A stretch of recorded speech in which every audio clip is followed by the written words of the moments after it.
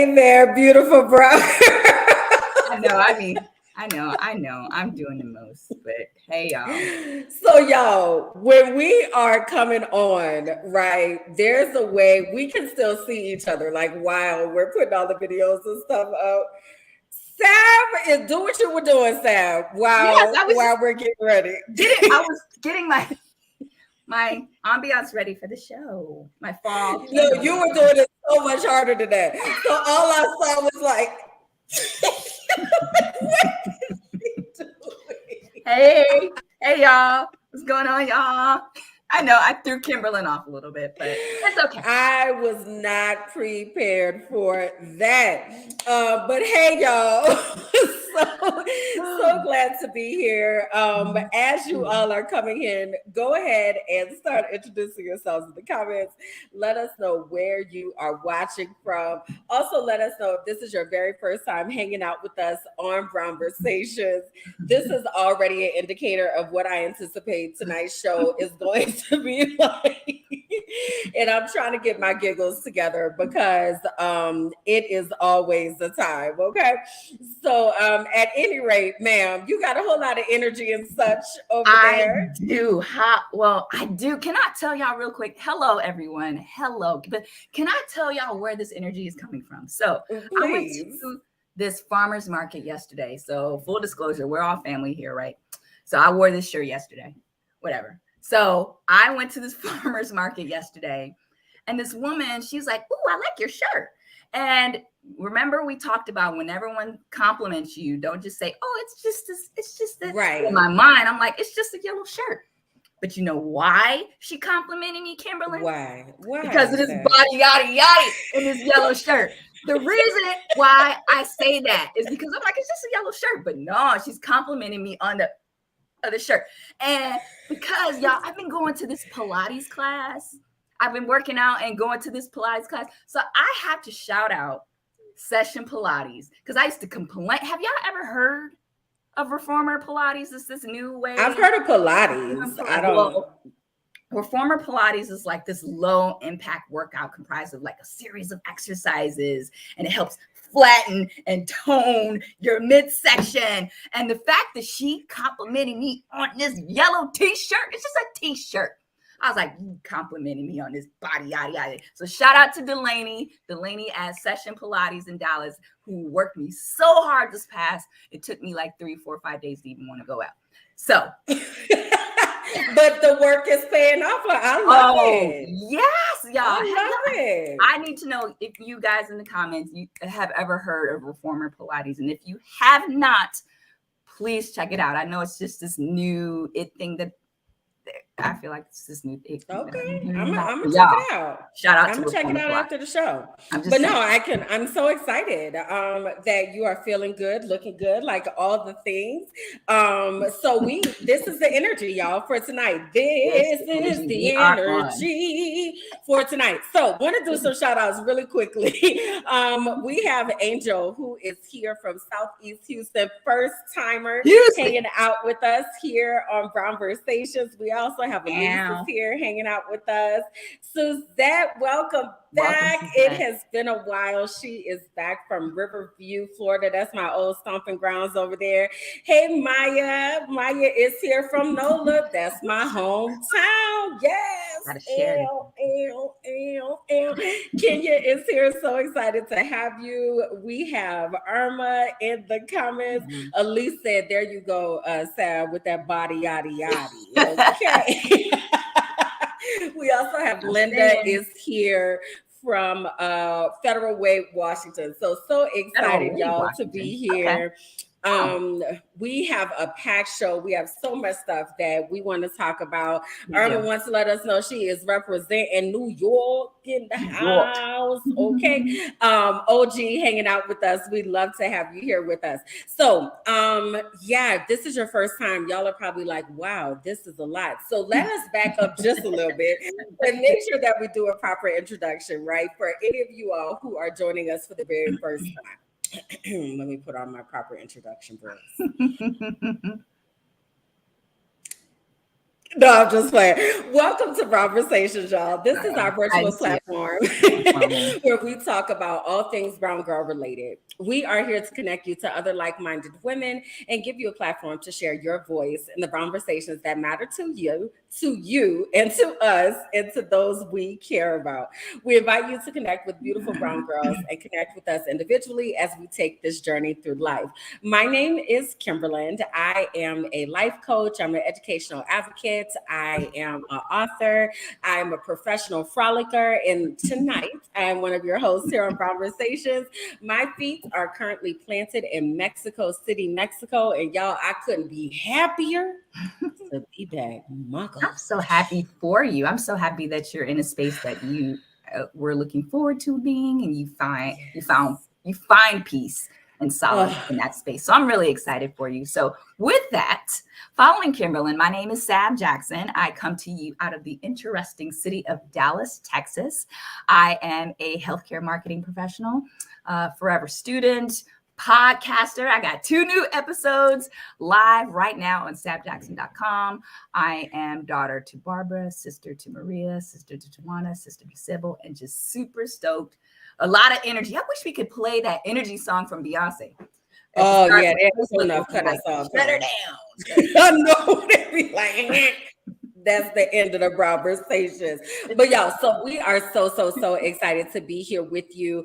So just a quick overview, like what Beautiful Brown Girls is, the things that we do, everything that we do here in Beautiful Brown Girls here on BBG TV is all about sisterhood, support, and self-care. We're super intentional about the types of conversations that we have, the type of friendships that we're able to cultivate and the like.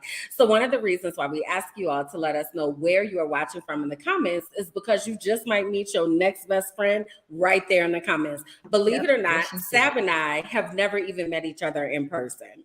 Okay, have never laid our eyes upon each other in the flesh. But Beautiful Brown Girls has been able to form this relationship where if we wouldn't tell y'all that, you probably wouldn't have believed it.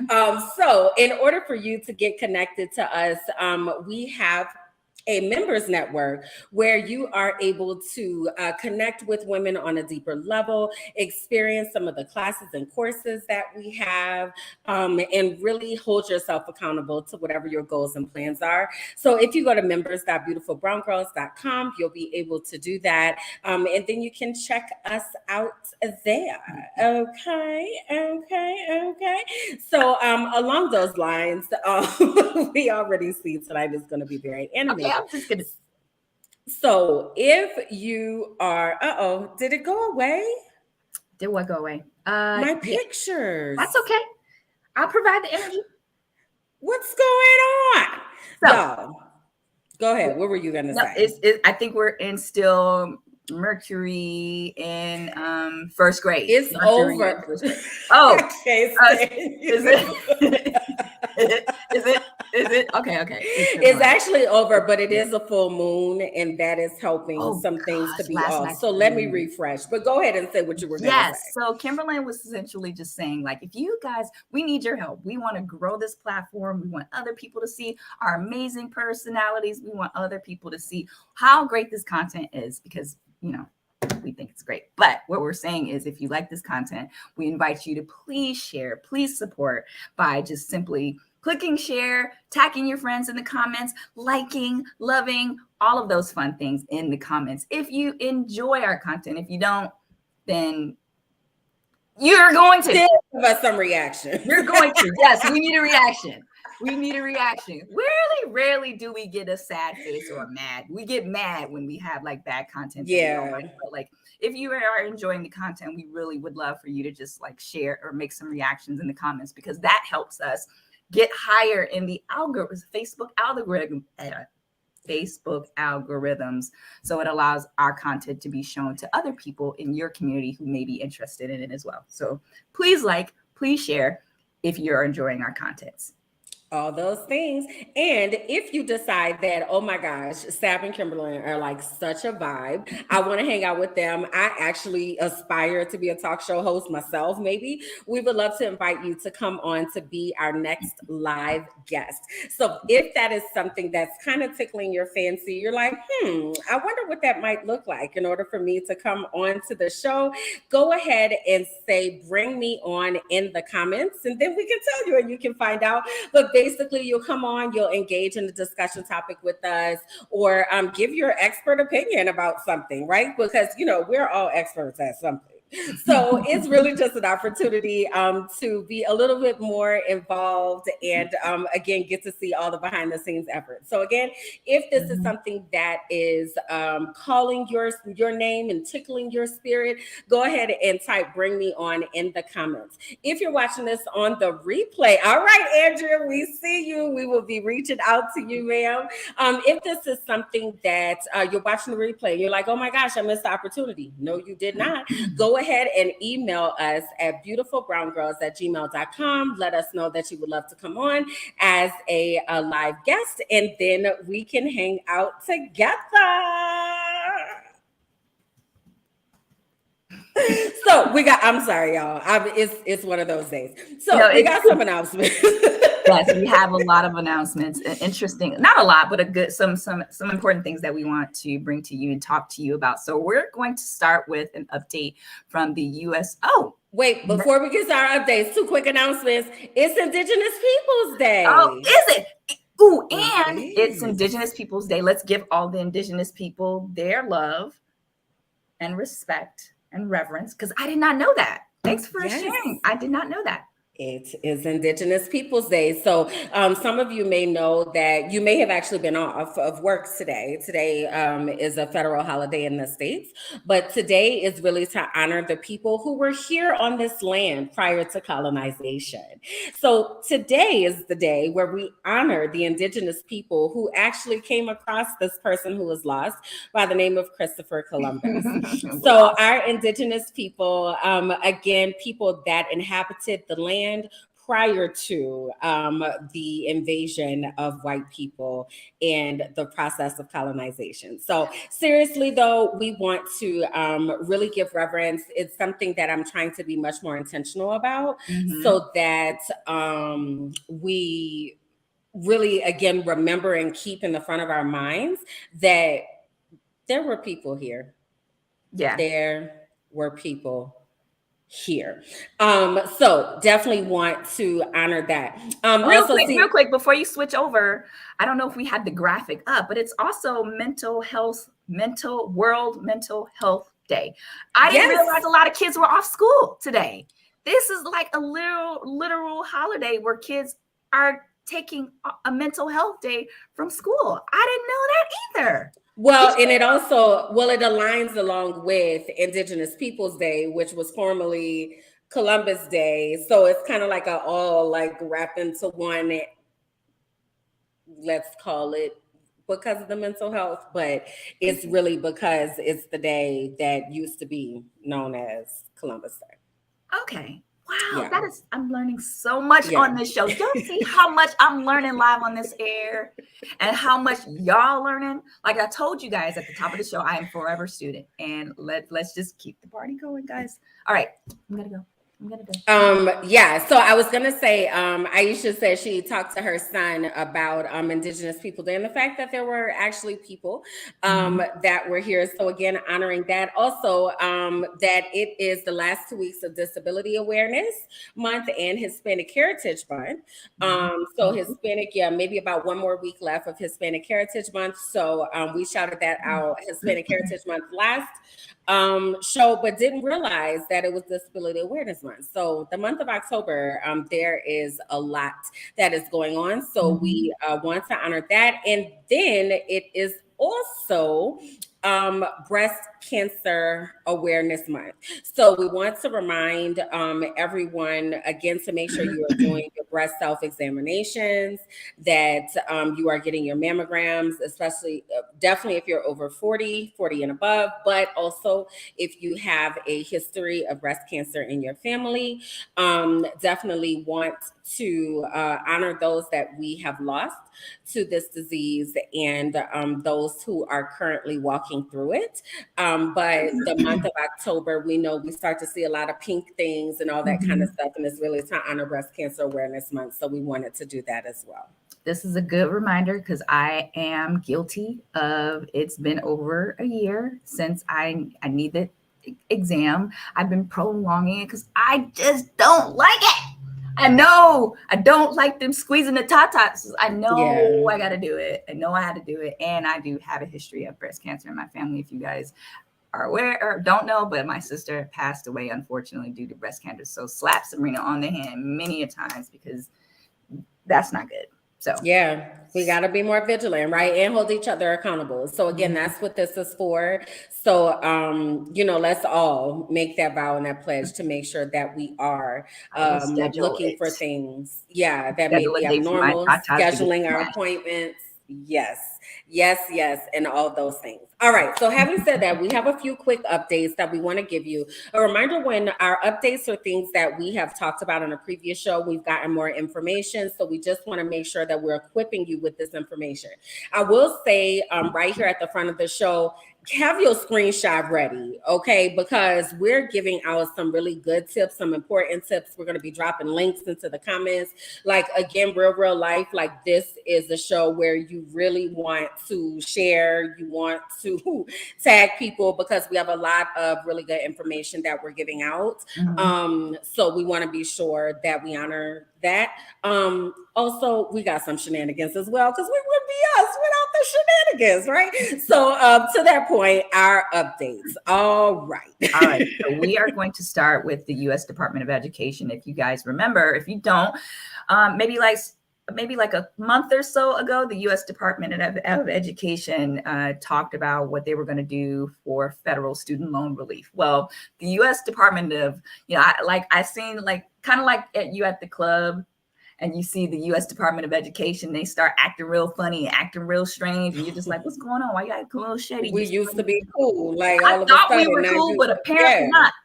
So what happened is they recently changed their guidance or guidelines around who qualifies for President Joe Biden's student debt relief plan. So according to NPR, the change regarding borrowers who took out federal student loans several years ago, including like the Perkins loan and federal family education loan. So essentially, the Department of Education quietly changed that language. So the current guidance states that as of September 29th, 2022, borrowers with federal student loans not held by the Education Department cannot obtain a one-time debt relief by consolidating those loans into direct loans. So they're just changing the verbiage some. So in my opinion, still apply for it, because that's the reason why they were supposed to release the application at the top of October, but now it's changed. We have to wait a few more weeks, because I feel like all of these changes are affecting a lot of people, because essentially this is going to affect roughly 800,000 borrowers. So it's still unclear at this time why the department has reversed its decision, allowing FFEL borrowers with commercially held loans to consolidate, not allowing, if I'm not mistaken, reversing its decision to allow borrowers who receive FFEL loans, commercially held loans, to consolidate and then qualify for debt relief. So federal FFEL, federal family education loans. I'm still going to apply. I would still suggest that you apply. Subscribe to the Federal Education's website to get updates on what's happening. But yeah, they're acting really funny now. I thought we were cool, apparently not.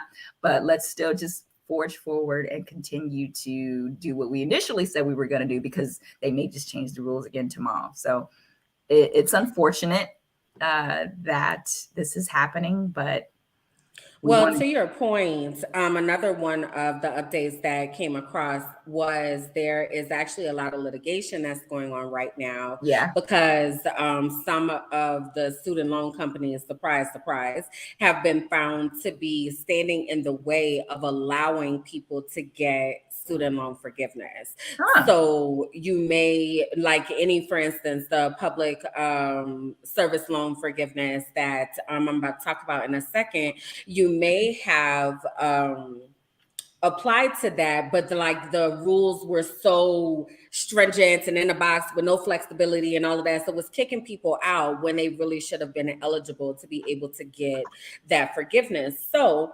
one of the things that is happening right now is they are under a lot of scrutiny because consumer watchdog groups are talking about this and saying that this was illegal. So some of the things that we wanted to make sure that we remind you all of is some of the deadlines that are coming up and some of the things that we need to make sure we pay attention to when it comes to student loan forgiveness. We do not want to be left on the other side of this without being able to get these coins. Put this on one screen so people can screenshot it. Absolutely. So let me remove this banner from over it as well. So this is one of those times you want to go ahead and get your screenshotter ready, okay? Because this is a lot on here. So Sab already mentioned that there is supposed to be an application that's coming out for the federal loan forgiveness that we were just referring to, the $10,000 and $20,000 that is going, the blanket forgiveness that's happening. So along with that, that has been delayed by 2 weeks, but still is going to be happening in the month of October. Another deadline that is happening right now in the month of October is the deadline for what I was just mentioning, the public service loan forgiveness. This is for people who work in public service. So first responders, teachers, the people of that nature. That waiver right now is allowing some of the payments that didn't count previously. Maybe it wasn't a full payment. Maybe it was, I don't know, something else that happened. They're allowing those payments to count. So many people are qualifying for this public service loan forgiveness when they wouldn't have previously. So that's coming up and that's super important.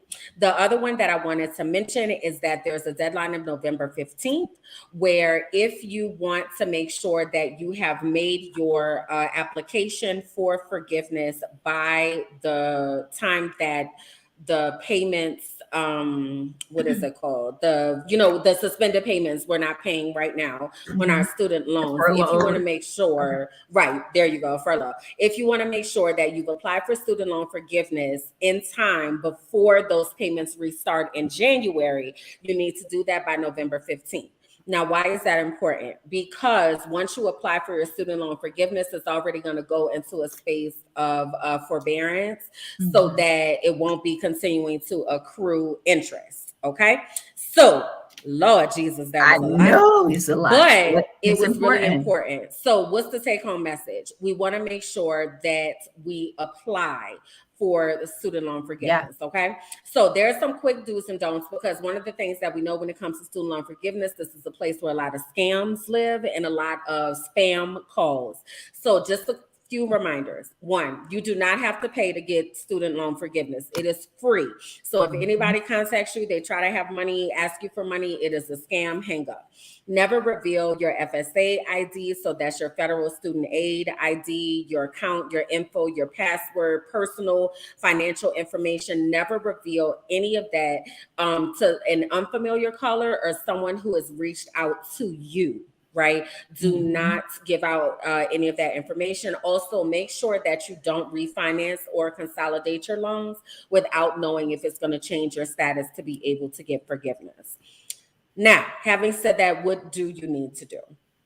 You need to sign up to get those alerts that I was talking about. So if you go to ed.gov/subscriptions, you'll be able to sign up there and you'll know when those things come out. Okay. You need to create an FSA ID at studentaid.gov to make sure that you can keep track of what your balance is and all of those things. You need to make sure that your contact information is updated so that your loan servicer is able to communicate with you to let you know if you qualify or if there's paperwork or what have you. And if you come across someone who is trying to scam you, please do report that at reportfraud.ftc.gov. All right. So hopefully y'all got those screenshots and such. But those were some really quick updates that we wanted to provide regarding the student loan relief, forgiveness, all the things. One more update. Bless you. So one more update that we have is Brittany Griner. So we've been covering this story. Brittany Griner has been being held in Russia since February. She was convicted or sentenced to 9 years in prison on August 4th. She has an appeal trial that is coming up, and that's going to be taking place on October 25th. So we want to make sure that we are praying at the very least and communicating with our elected officials at the very most to see what we can do in order to support those efforts. But we want to keep this on people's hearts and minds as we could not imagine what it is like to be there for this long. So prayers to her family, and hopefully we see some movement on that soon. Yes, definitely. Absolutely. I can't imagine. I don't want to, but we did hear stories about her wife talking to her and hearing that her just her sentiments and just her emotions around being there longer it's starting to decline. So again, let's just continue to send her our prayers. I know a lot of us say thoughts and prayers, but really just take a moment to pray for someone outside of yourself who really needs it, because for sure can't imagine. Yeah. All right, so shifting in to today's show, we know y'all know we love to talk about what's happening and what's to watch out here on the TVs and the streaming networks and such. So we got some interesting ones. Let's do it. All right, so we're gonna start with Netflix. What's new and Black on Netflix this October? So there's a lot. Every month they come out with their what's new and Black on Netflix, and I'm just gonna call out some of my favorites. Some of the ones I know. I don't want to say my favorites, but I'll say some of the ones that I actually know. So like Rush Hour. I only seen Rush Hour 1. But really? Rush Hour 1, 2, and 3 are, I guess I'll have to check out 2 and 3, but I've only seen 1. I don't need to see him doing the same thing. Chasing. I'll be learning so much about you when we have these shows. 1. I've seen it. No, would he be like, okay. Yes. So anyway, so Rush Hour 1. Also, y'all.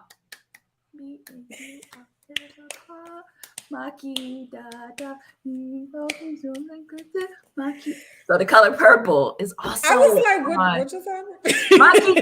Come on, everyone knows The Color Purple. No, I know, but you was some of them. I was humming it. Sometimes when black people don't know the song, they hum it like they know the actual song. So I was humming it. Not loud enough so you guys could hear me, but I was humming it so you guys knew that I was on that same. No, Color Purple is one of my favorites. I'm super excited about that. I could watch Color Purple over and over and over again. And do you have a favorite Color Purple line? Yes. And the reason why I'm thinking about it is because I was trying to join this Facebook group, and one of the questions that they asked me to join this Facebook group was, how many years did Sophia have to fight? Okay. So all her life, that's the question. Yes. I had to answer that question that Sophia had to fight, but they still hadn't entered me. They hadn't let me in that group yet. That must have been the wrong answer.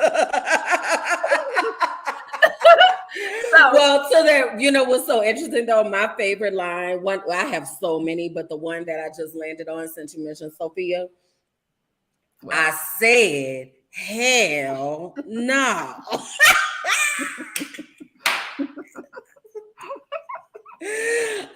Another one I always say, it ain't worth it, Miss Silly. It ain't worth it. It ain't worth it, Miss Silly.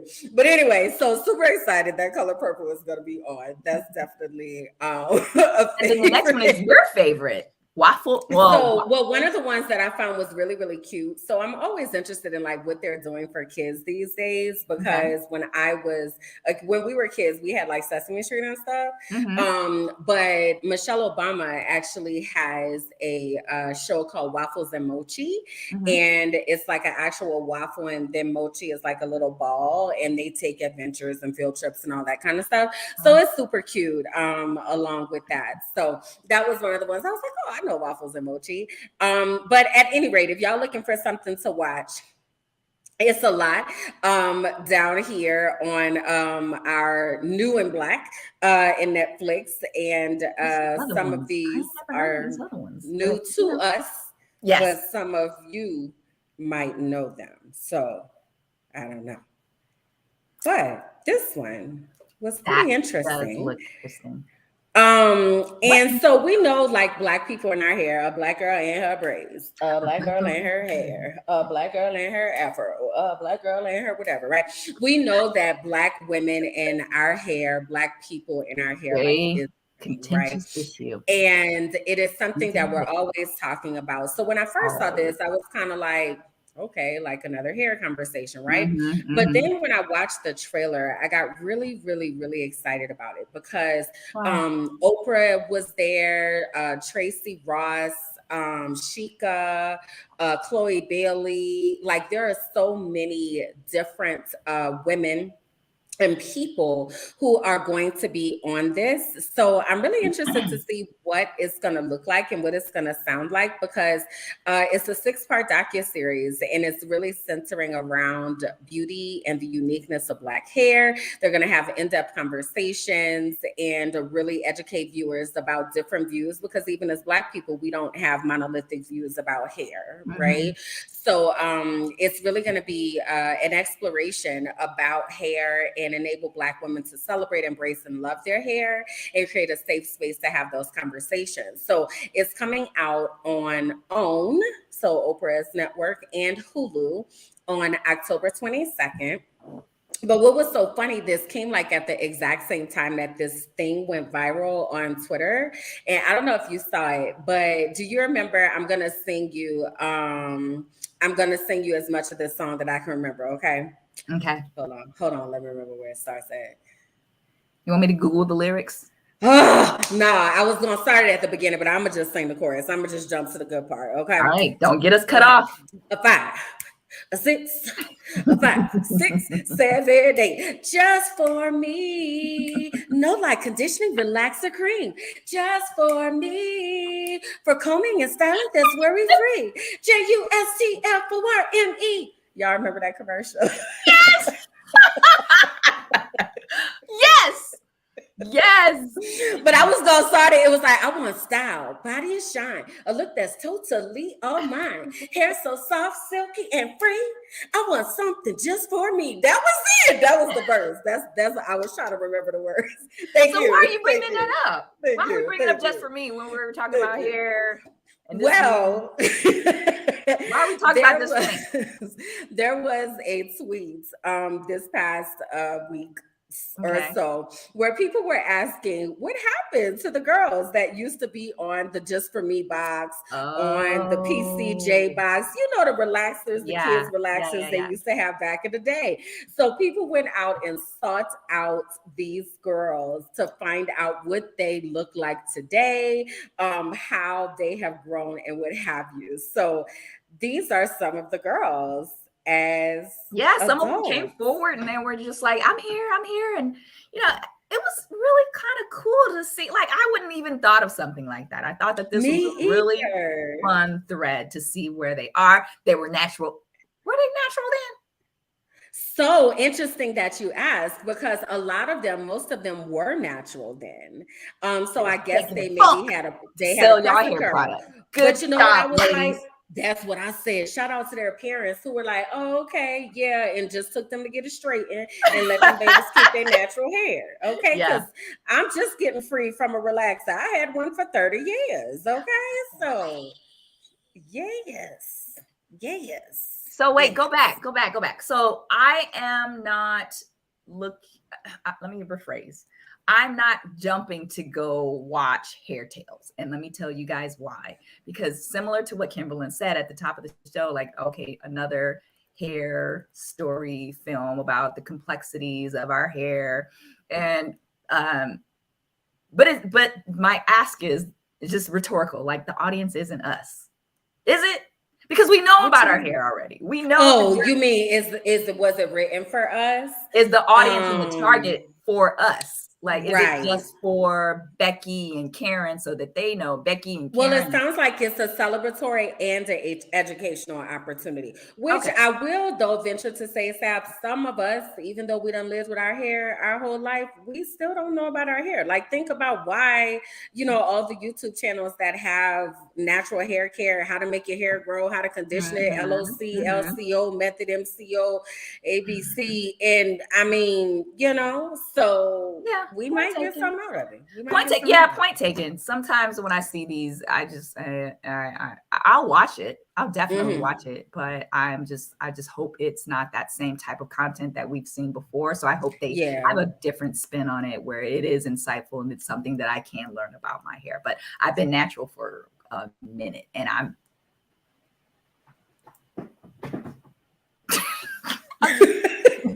what? I don't know, y'all. I don't know. And I'm drinking water and wine, but more water than wine. But I am just on a 10 today, guys. All right, that's all right. Because listen, I need that energy though for this right here. Because so last time we talked on our last show, we talked about the fact that I had not yet watched this Dahmer series, right? And I was real nervous about it because I was like, I don't know if I really want to do this, right? And I honestly didn't know much about the story. I had heard of it, but like really just didn't know the details. Well, child, I started watching it, honey. And I was surprised when I got to the first episode, I was like, okay, I think I'm good. But the level of shock that I have, like I have a combination of shock and disgust, but not disgust because of what he did. That is disgusting, but disgust at the systems that are in place that allowed him to do what he did for so long and not get caught. Like that was like, whew. But anyway, so I'm not halfway through yet. I'm just at like episode number 4. But one of the things I'm really appreciated watching was Niecy Nash. I feel like her performance is really, really good. But yeah, it's really something. You mentioned, and I'm looking in the comments here, Maya mentioned traumatized. You mentioned disgust. You mentioned shock. You mentioned outrage. Like, that was all of Twitter and all of Facebook for the past, ever since it was released. But you know what Netflix said? They were like, okay, let me give y'all some more. That's what they said. They're like, let me give y'all some more. So what Kimberland is saying is Netflix is actually releasing another documentary type of series following it's called what was it called with Dahmer? I forgot the name. Oh, it was called Dahmer Monster, the Jeffrey Dahmer story. So they recently released another 3-part type of docuseries, and this one is called Conversations with the Killer, the Jeffrey Dahmer's tapes, following the Jeffrey Dahmer story. So that it continues to top Netflix's charts. I am one of those people. I do like true crime. I find it fascinating. I'm sorry, I do. But they have just released the 3-part documentary series with this infamous serial killer. And what sets the Academy Award winning Joe Berlinger's 3-part docuseries apart from the other one is because this is 32 hours of unreleased conversations with Dahmer, with his attorney, Wendy Patapsky. From July to October 1991. So they have all of these tapes, all of these conversations, because she had to she was assigned to go and talk to him on a daily basis, similarly on a daily basis. And it also stated that the tapes had never been publicly released until now. And while I know a lot of people are triggered and maybe trauma, especially the people in Milwaukee are really triggered and trauma. I went to a Packers bar last week and they were talking about it in the bar, Packers in Milwaukee, Wisconsin. So it's while the fascinating isn't the right word. But it is intriguing, but I do understand that it is triggering for a lot of the family members and a lot of people in Milwaukee, because it's that whole lot where his apartment building was, they raised it and it's still just nothing there, but it's still like, oh, they knocked it down. Oh yeah, they tore it down, and they were thinking Niecy Nash's character, I forgot her name, was trying to build a park over it, but the city was just like, okay, oh yeah, and they never built anything. Oh wow, interesting. So yeah, if you're interested in true crime, you can watch Conversations with the Killer, the Jeffrey Dahmer tapes on Netflix right now. Yeah, interesting. I don't know if I'm gonna check it out. I don't know. There is a point. I would play. Someone said in the comments, Maya, she said it was traumatizing at first, but then so educational. I find myself like in this educational, psychological, systematic framework, where I'm thinking about, like I said, the systems that weren't in place and how to fix that. But yeah. And to Andrea's point, she said the actual families aren't benefiting from the proceeds and they're getting some additional trauma on the side. So, it's there. If it's something that is something you'd be interested in, Netflix has given you more. On a much brighter note, wants to give a shout out to Keke Palmer. I have been in love with Keke Palmer probably since Aquila and the Bee, I would say. I used to watch, I was a spelling bee champ when I was in school. Were you? I don't want to FLEX or anything, but I totally but no, I love Keke Palmer, and I just appreciate how much she continues to win. Like, this is her season right now, and I'm just so excited for her. So the latest news that we've gotten is that she's actually launching a digital TV network. It is her own digital TV network called Key TV, and it aims to spotlight a new generation of creators. Rather than delivering the news in a standard press release style, the media master posted a video brimming with charisma. She literally walks us through her career, opening doors to glimpses of her in action as an actor, singer, writer, director, and collaborator. I love Keke. I love her energy. I love when she goes into her different impressions and characters, and when she goes, but the gag is I love her. So I'm super excited. This is definitely something I would play and support her. Yeah, I think she's awesome. Yeah, ditto. I would definitely play. All right, what else do we have? Speaking of playing. Okay. So homecoming. I know it's homecoming month for a lot of HBCUs, but the real homecoming with Wakanda, for us to all go back to Wakanda, is next month.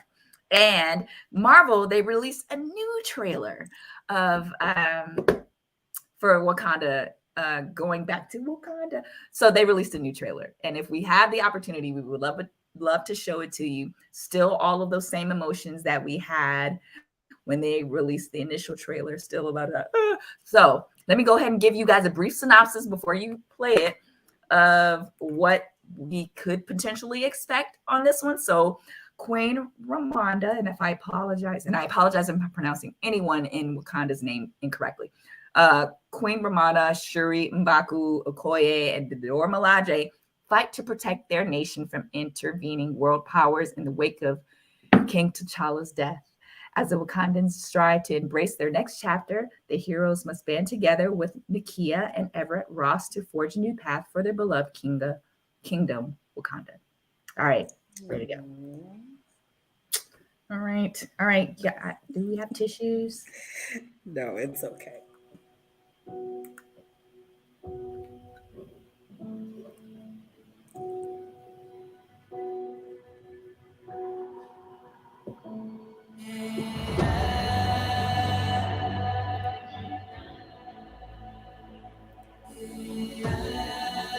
Only the most broken people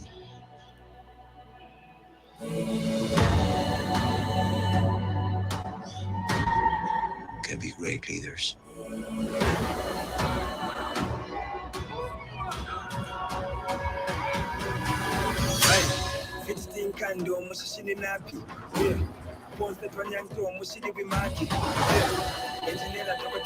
His people did not call him general or king. They called him Kukul Khan, the feather serpent god. Killing him will risk eternal war. He's coming for the surface world.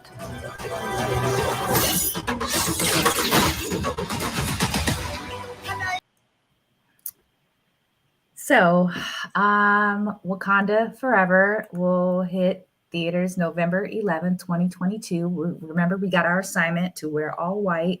If I feel like, is this the invite that's still circulating, that this is the attire that we're supposed to wear during homecoming? That's the last thing that I heard. Okay. And I heard all white or royal colors. Actually, I heard as well. Okay. Well, with that, so as you know, it's coming close, and you have a lot of the characters, not a lot of the characters, are the stars of the movie, and they're getting all their magazine covers. So specifically Letitia Wright. I'm wondering why Letitia Wright gets her own cover. But, it wasn't just Letitia. Letitia Wright is on the cover of the new Elle UK. The young actress is actually joined on the cover of the November issue by her, with her Black Panther Wakanda co-stars Danai Gurira and Lupita Nyong'o.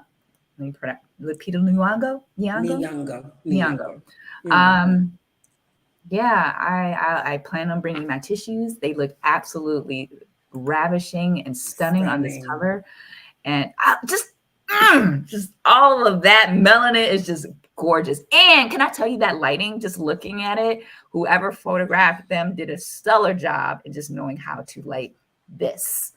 They did a really good job. LUK, that's what's up. Yeah, I can't wait either. I'm looking forward to it. But I will have my tissues on deck, because the fact that they even we have to really come to the realization that he's gone. So it's just I know.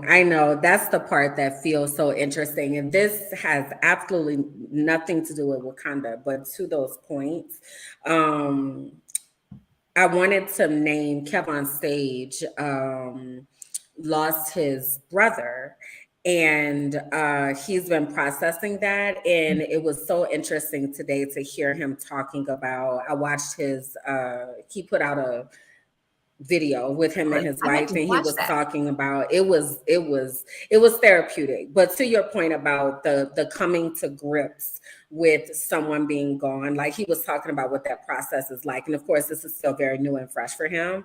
But I think for a lot of us, though we did not personally know Chadwick Boseman, a lot of us felt connected to the character of Black Panther and what Chadwick represented in that. Oh, yes. So I think we need to be very prepared to process that, and also not feel bad, like if we actually feel feelings, because it was a loss, even though we didn't know him personally. Okay. Yeah. We forgot to give a disclaimer at the top of the show about the prolong. Oh yeah, so y'all, we was trying to like cut stuff down, and we were like, we got too much stuff to talk about, so we probably gonna be here for 2 hours, okay? Because like we got things to talk about. But to that point, this next one I'm super excited about. Yeah, I'll let you do this one because MJ. So, as earlier, when I was giving you my just for me blast from the past, another blast from the past that is very near and dear to my heart is joyful, Lord, we adore thee. God of glory, Lord of love. That's the Lord interpreter is that was in on the flowers before healing. Okay, now let's fast forward. Joyful, joyful, Lord, we adore thee. God of glory, Lord of love. Sing along. I some fall like flowers before thee. Hail thee as the son of yo. I am Had a so little lemon. excited. Oh my God, I'm so excited about this. Sister Act 2 is one of my most favorite movies in the whole wide world. And I have very high hopes, very high expectations for the long awaited sequel, Sister Act 3, Kicking the Habit. Kimberland. It is finally, what? Who's the producer? I ain't gonna, girl, let me do my thing now before you try to shoot. Sabby always trying to. I just had to put a little. Hush. Okay. Sister Act 3 is finally coming to Disney Plus. The Kicking the Habit sequel will star Whoopi Goldberg, Bette Midler, and guess who else, y'all? Bette Midler. Keke Palmer. This is what Sab wanted me to share. The script is produced by Tyler Perry and will see Keke Palmer play the famous niece of Whoopi Goldberg's Dolores Van Cartier, who comes to her aunt for help when she gets involved with some very dangerous people. Dolores once again calls on her friends to help hide her highly conspicuous niece, but with the press and gangsters hot on the trail, how long can she keep a low profile, especially in the age of social media? That is rumored to be playing Mother Superior. So, Sister Act 3, pass or play? Okay. Sab, don't be a hater. I'm not. Oh, trust and believe. I love Sister Act 1. Well, Sister Act 2. But I don't want Tyler to F this up. Anything like Tyler produced, as long as like he's just like, I'll just give you the check and you guys do it. But if he has like writing credit, then it's dead. It's dead. It said he's producing it. It didn't say he's writing it, Sab. Okay. So that means he's cut the check. That's it. That's what then I'm means. good. Then I don't think Whoopi Goldberg would let him mess it up. I think to Aisha's point, Whoopi Goldberg, Bette Midler, they're not gonna let him mess that up. They not. Okay. All right, cool. So sound like see what Andrea said. Andrea, we're on that same wavelength. You know.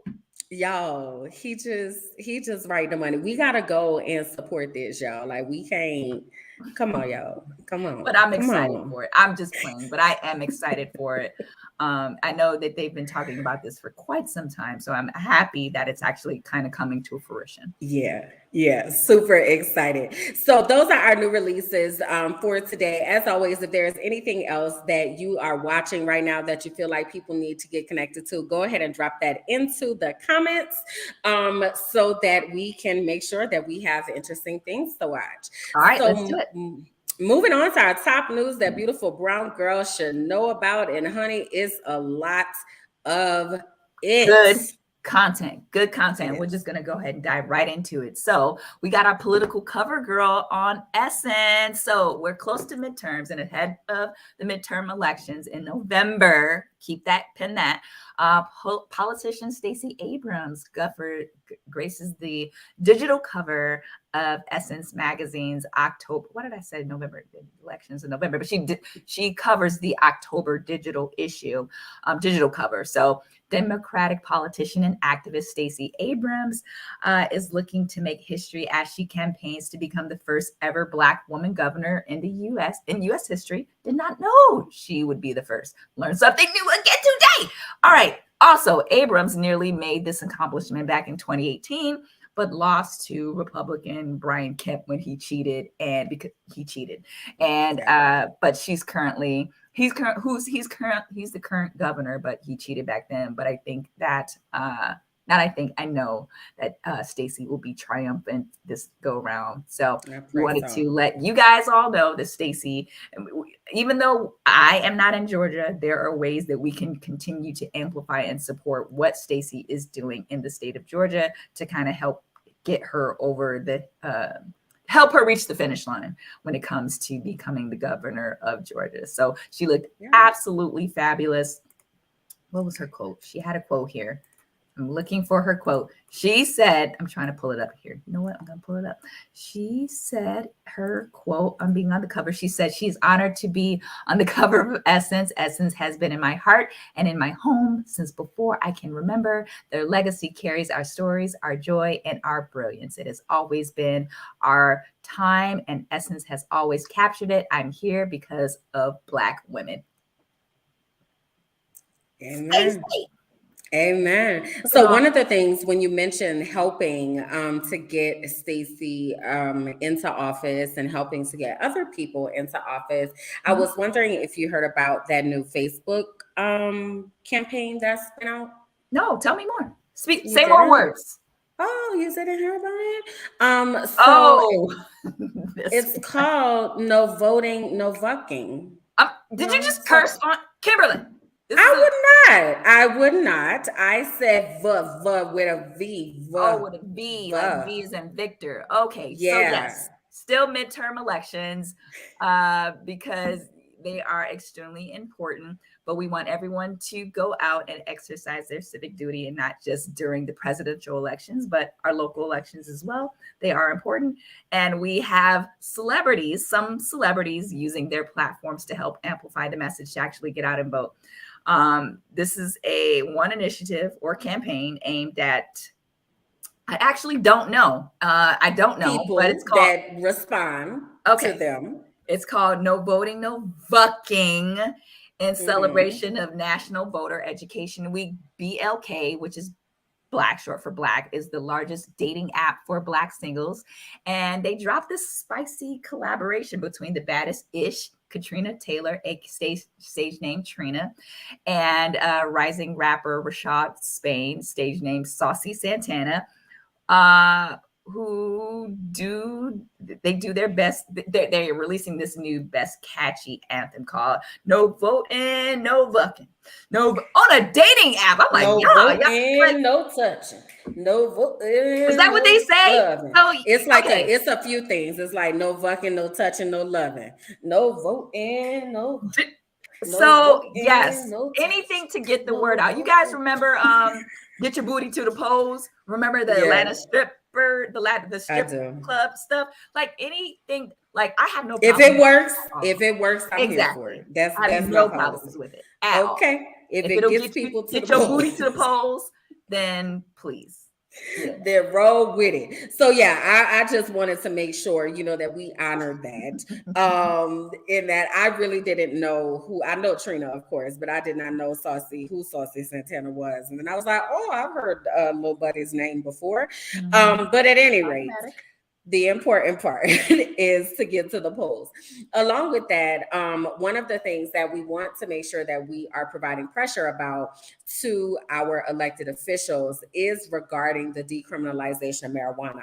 So over the past couple of weeks, President Joe Biden took his first major steps toward decriminalizing marijuana, fulfilling a campaign pledge to erase prior federal possession convictions and begin the process of loosening federal classification of the drug. Now, on the surface, this seems like something that is like, oh my gosh, like this is so amazing. Right. He is doing something that is really, really big. The fact of the matter, though, is that most criminal possessions regarding marijuana happen on a local and state level. There are not people that are currently in prison, federal prison, for marijuana charges. So don't be fooled, right? That this is not releasing people from prison. But what it is doing is starting that process of decriminalizing marijuana federally. So the reason why some states are still able to have people convicted of marijuana crimes and such is because it's still illegal federally. So one of the things that we want to do is pressure our federal elected officials. So those are our senators, our representatives that are in the U.S. Senate and the U.S. House, to be able to push to decriminalize marijuana. But this is a big step in the right direction when it comes to at least taking a stance and saying we need to be on this process. But he can't do it by himself. Like, it's not like he could just write something and be like, and marijuana is legal. But it was a very, I'm gonna call it a not performative. What's the word? What are you trying to say? Say it in layman's. Like the word that is like, it's only in word, not necessarily in deed. Like, it was a great first lip step. service. It was a great. I mean, it's not just lip service. No, I wasn't trying to reduce it to that, but I don't know. At any rate, it'll come. Lackluster. But my point is, it's okay. My point is that it's a step in the right direction. So we want to make sure it is. It is a step in the right direction. Is it doing anything right now? No, but it is a step in the right direction because, again, it has to be legal federally in order for it to matter in the states. So as the federal person in charge, that is the stance the president has taken. To Maya's point, she said, should have known that they would not make this law retroactive out the gate. It's definitely not retroactive. But again, this is something that's happening on the federal level. People are in local and state custody for marijuana possession, not federal custody. So it's really something that we need to ask our senators and Congress people to legalize it, basically. So this was some news that came out. Excuse me? Do shrooms count as marijuana? No, mushrooms are mushrooms. I gotta tell y'all about that. I'm like, no, that would not be. I didn't know. I don't know. I'm not a partaker of drugs or legal drugs. Drugs. I mean, this is another plant. I was gonna say, well, marijuana is a plant. Yes.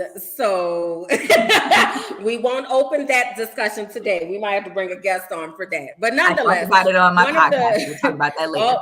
Okay, cool. So one of the things that we know when it comes to marijuana is that that people that use marijuana often get the munchies, right? So they do a lot of snacking. Mm-hmm. Right. So one of the snacks that I'm wondering, first off, let me ask, what is your favorite snack? Like, not necessarily that you have the munchies, but if you're like, I want some chips or something like crunchy, what are your go-to snacks? And y'all tell me what y'all's are in the comments. Ooh, can I? Yeah, go ahead. Okay. Oh, popcorn, popcorn, and then Cool Ranch Doritos. Ooh, regular popcorn. I love a good Cool Ranch Doritos, but Cool Ranch Doritos first, and then popcorn second. I love some good kettle corn. Like, what is that kind of kettle? Kettle corn. Kettle corn, popcorn, and then Cool Ranch Doritos. Okay, specifically Cool Ranch. Specifically. All right. So I see Karen said barbecue Lay's. Tyra said M&Ms with the peanuts. So my favorite snacks are salt and vinegar potato chips. Okay. Preferably kettle cooked. Mm-hmm. If they're not kettle cooked, I can settle for regular Lay's, but preferably kettle cooked. And Smart Food white cheddar popcorn. See me and you and the popcorn. But that's why I was asking you what kind, because I need to have that Smart Food white cheddar. I will eat the entire family size bag in one sitting, the whole thing. Like, I'd be like, somebody take this from me. Maya, trail mix, me too, girl. Trail mix, okay. Making me hungry. Why are we talking about food right now? D said blue Takis. Blue Takis. I haven't had Takis, y'all, since I was in the classroom. Them kids used to be tearing them Takis up. Tyra said, kettle cooked, salt and vinegar for the win, honey roasted peanuts and pickles. Wow. Honey roasted peanuts and pickles together? Yes. Okay. Pistachio and white cheddar popcorn. Mm-hmm. Aisha said she's with you on the Cool Ranch Doritos. Mm-hmm. And she said Harvest Cheddar Sun Chips. I wasn't expecting that one. White cheddar, Tianda. Y'all. This is, Yeah, that's dope. So to your question, you were like, why am I bringing all this up? Because we've learned about this new snack that has come out that is seemingly to be very popular. It is a Lithuania-based company, actually called Chaz, and the company has launched a new chip that people have been snacking on, from what I understand. And this chip is, well, let me just read the notes. Chaz, the Lithuania-based creators company, launches a vagina-flavored chip so millennials can get laid more.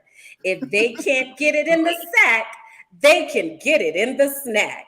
An enterprising snack firm has debuted vagina-flavored chips for sex-deprived millennials who lack a lot of lays. After tasting it, you will remember your wildest love adventures, your first real love, and maybe even lose your oral virginity. Kimberland, I thought we was on some old. So you're introducing us to a.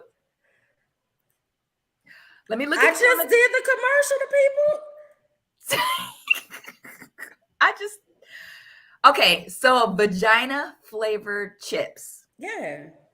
I already know how my for those who can't get laid. Yeah, I already know how my badge tastes. I don't. Yeah, I said that covered. But you don't need to have it on potato chips. I don't need it on potato chips.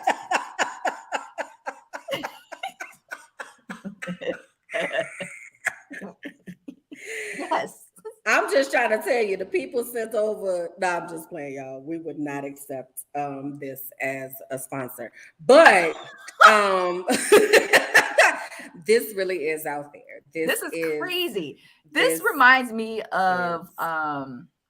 Didn't we just talk about period cereal? A couple episodes back. We talked about period cereal. We done talked about vagina incense and candles. What is why? Huh?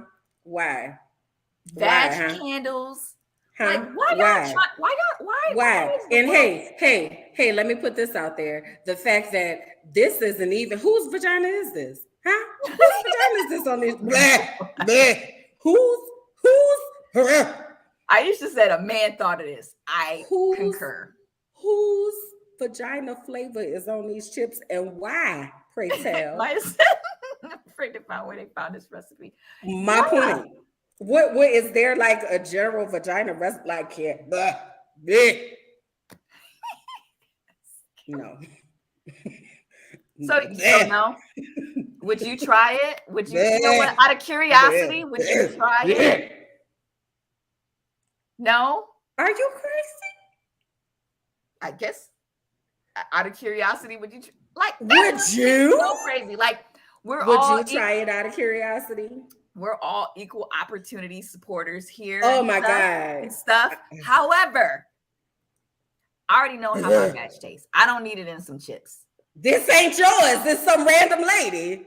Maybe. You know, I should text my friend right now and be like, you want me to buy you these chips, friend? And see, you know, I would text, all male friends would want these chips, but who is out eating random vagina? I can't. No. So just no. This is a snack that I probably would not probably. I know I would not try. I don't want a vag incense. I don't want period cereal. No, thank you. No, thank you. It's a no.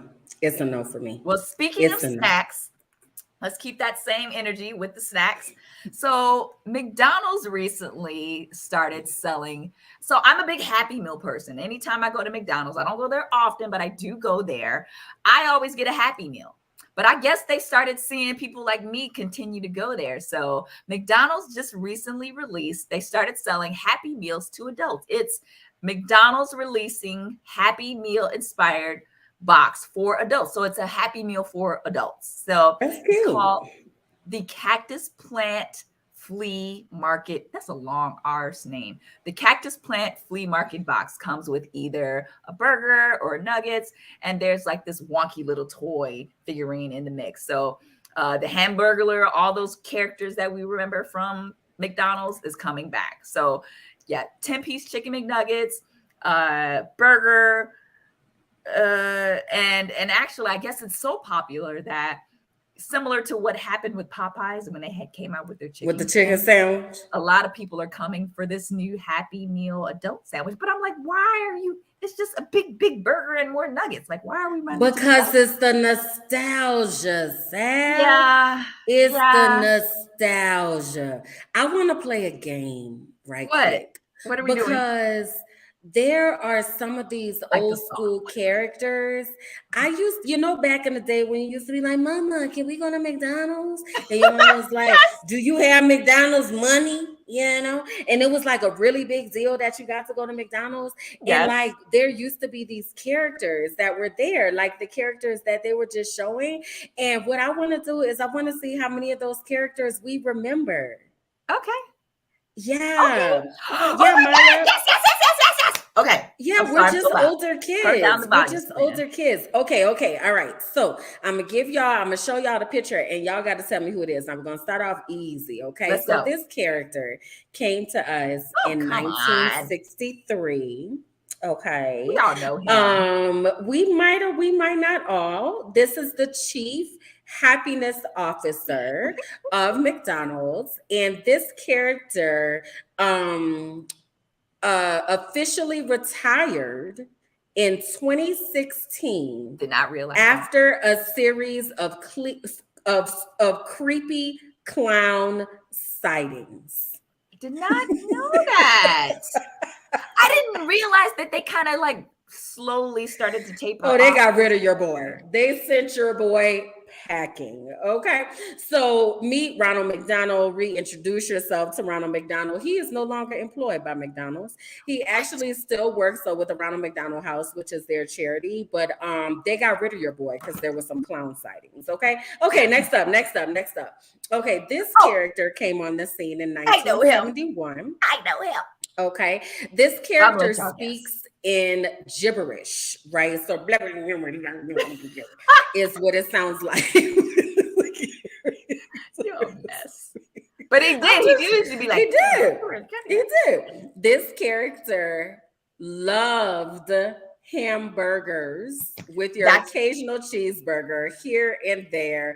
This is Sab's boy, the Hamburglar. But I like it with cheese. I always get a Happy Meal with cheese. I always get a cheeseburger Happy Meal. But yeah, the Hamburglar. I like the Hamburglar. Yeah, the Hamburglar. Karen says she always thought he was cussing. He probably was. Okay. Next up, this guy right here. This guy is purple. He reminds me of the dude from Sesame Street. Sesame Street? The green dude. The green dude from Sesame Street. Yes, that's who he reminds me of. I don't know about all that. But the happy version. This guy started out as evil from stealing milkshakes, but eventually found the Lord and gave his life. No. He eventually turned his life around. This is Grimace, y'all. Did y'all know? Grimace! Yes, Grimace. This is Grimace. Grimace is an enormous taste bud. Did y'all know that?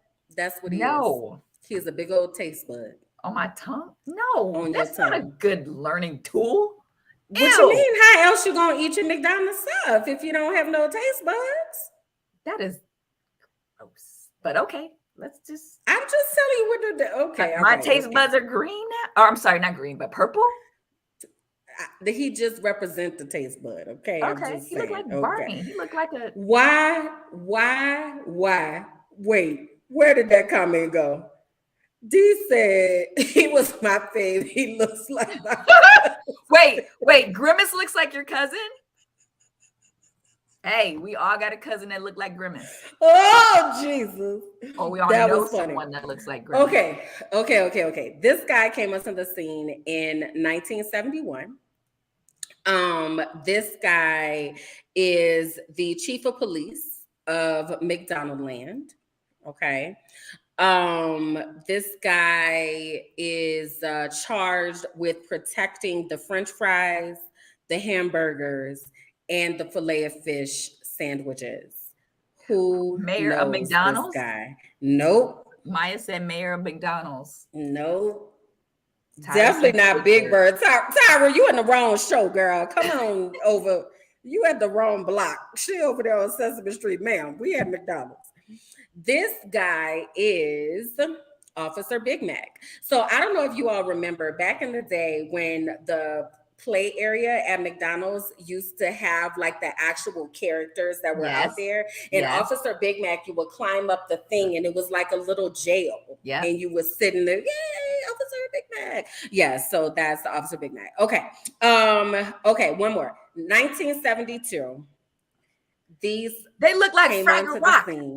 They came, not Fraggle Rocks. They have a slogan that says, "Keep your eyes on the fries." Can I just say that I am more impressed, Kimberland, that you found these pictures. You had to do some serious. This was life, girl. I be out here researching, girl. So as Karen said, these are the Fry Guys and the Fry Girls. So the Fry Girls and the Fry Guys, they came onto the scene in 1972, and they are always stealing fries. Okay, I lied, y'all. It's one more. This is the last one. For real, for real, for real. I gotta honor her, okay, because this character came on the scene in 1980. She is the first female character in McDonaldland. Breakfast was her jam. See what I did there? Breakfast, jam. She was really good friends as well with the Hamburglar. So who is? I have no clue her name.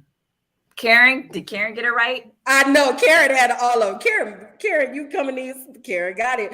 Birdie the early bird. Birdie the early bird. So, thank y'all for taking a trip down memory lane. This is how we know, like, how the divide with our community. Like, some people were. Sabrina said, "I was 4." Okay, I do.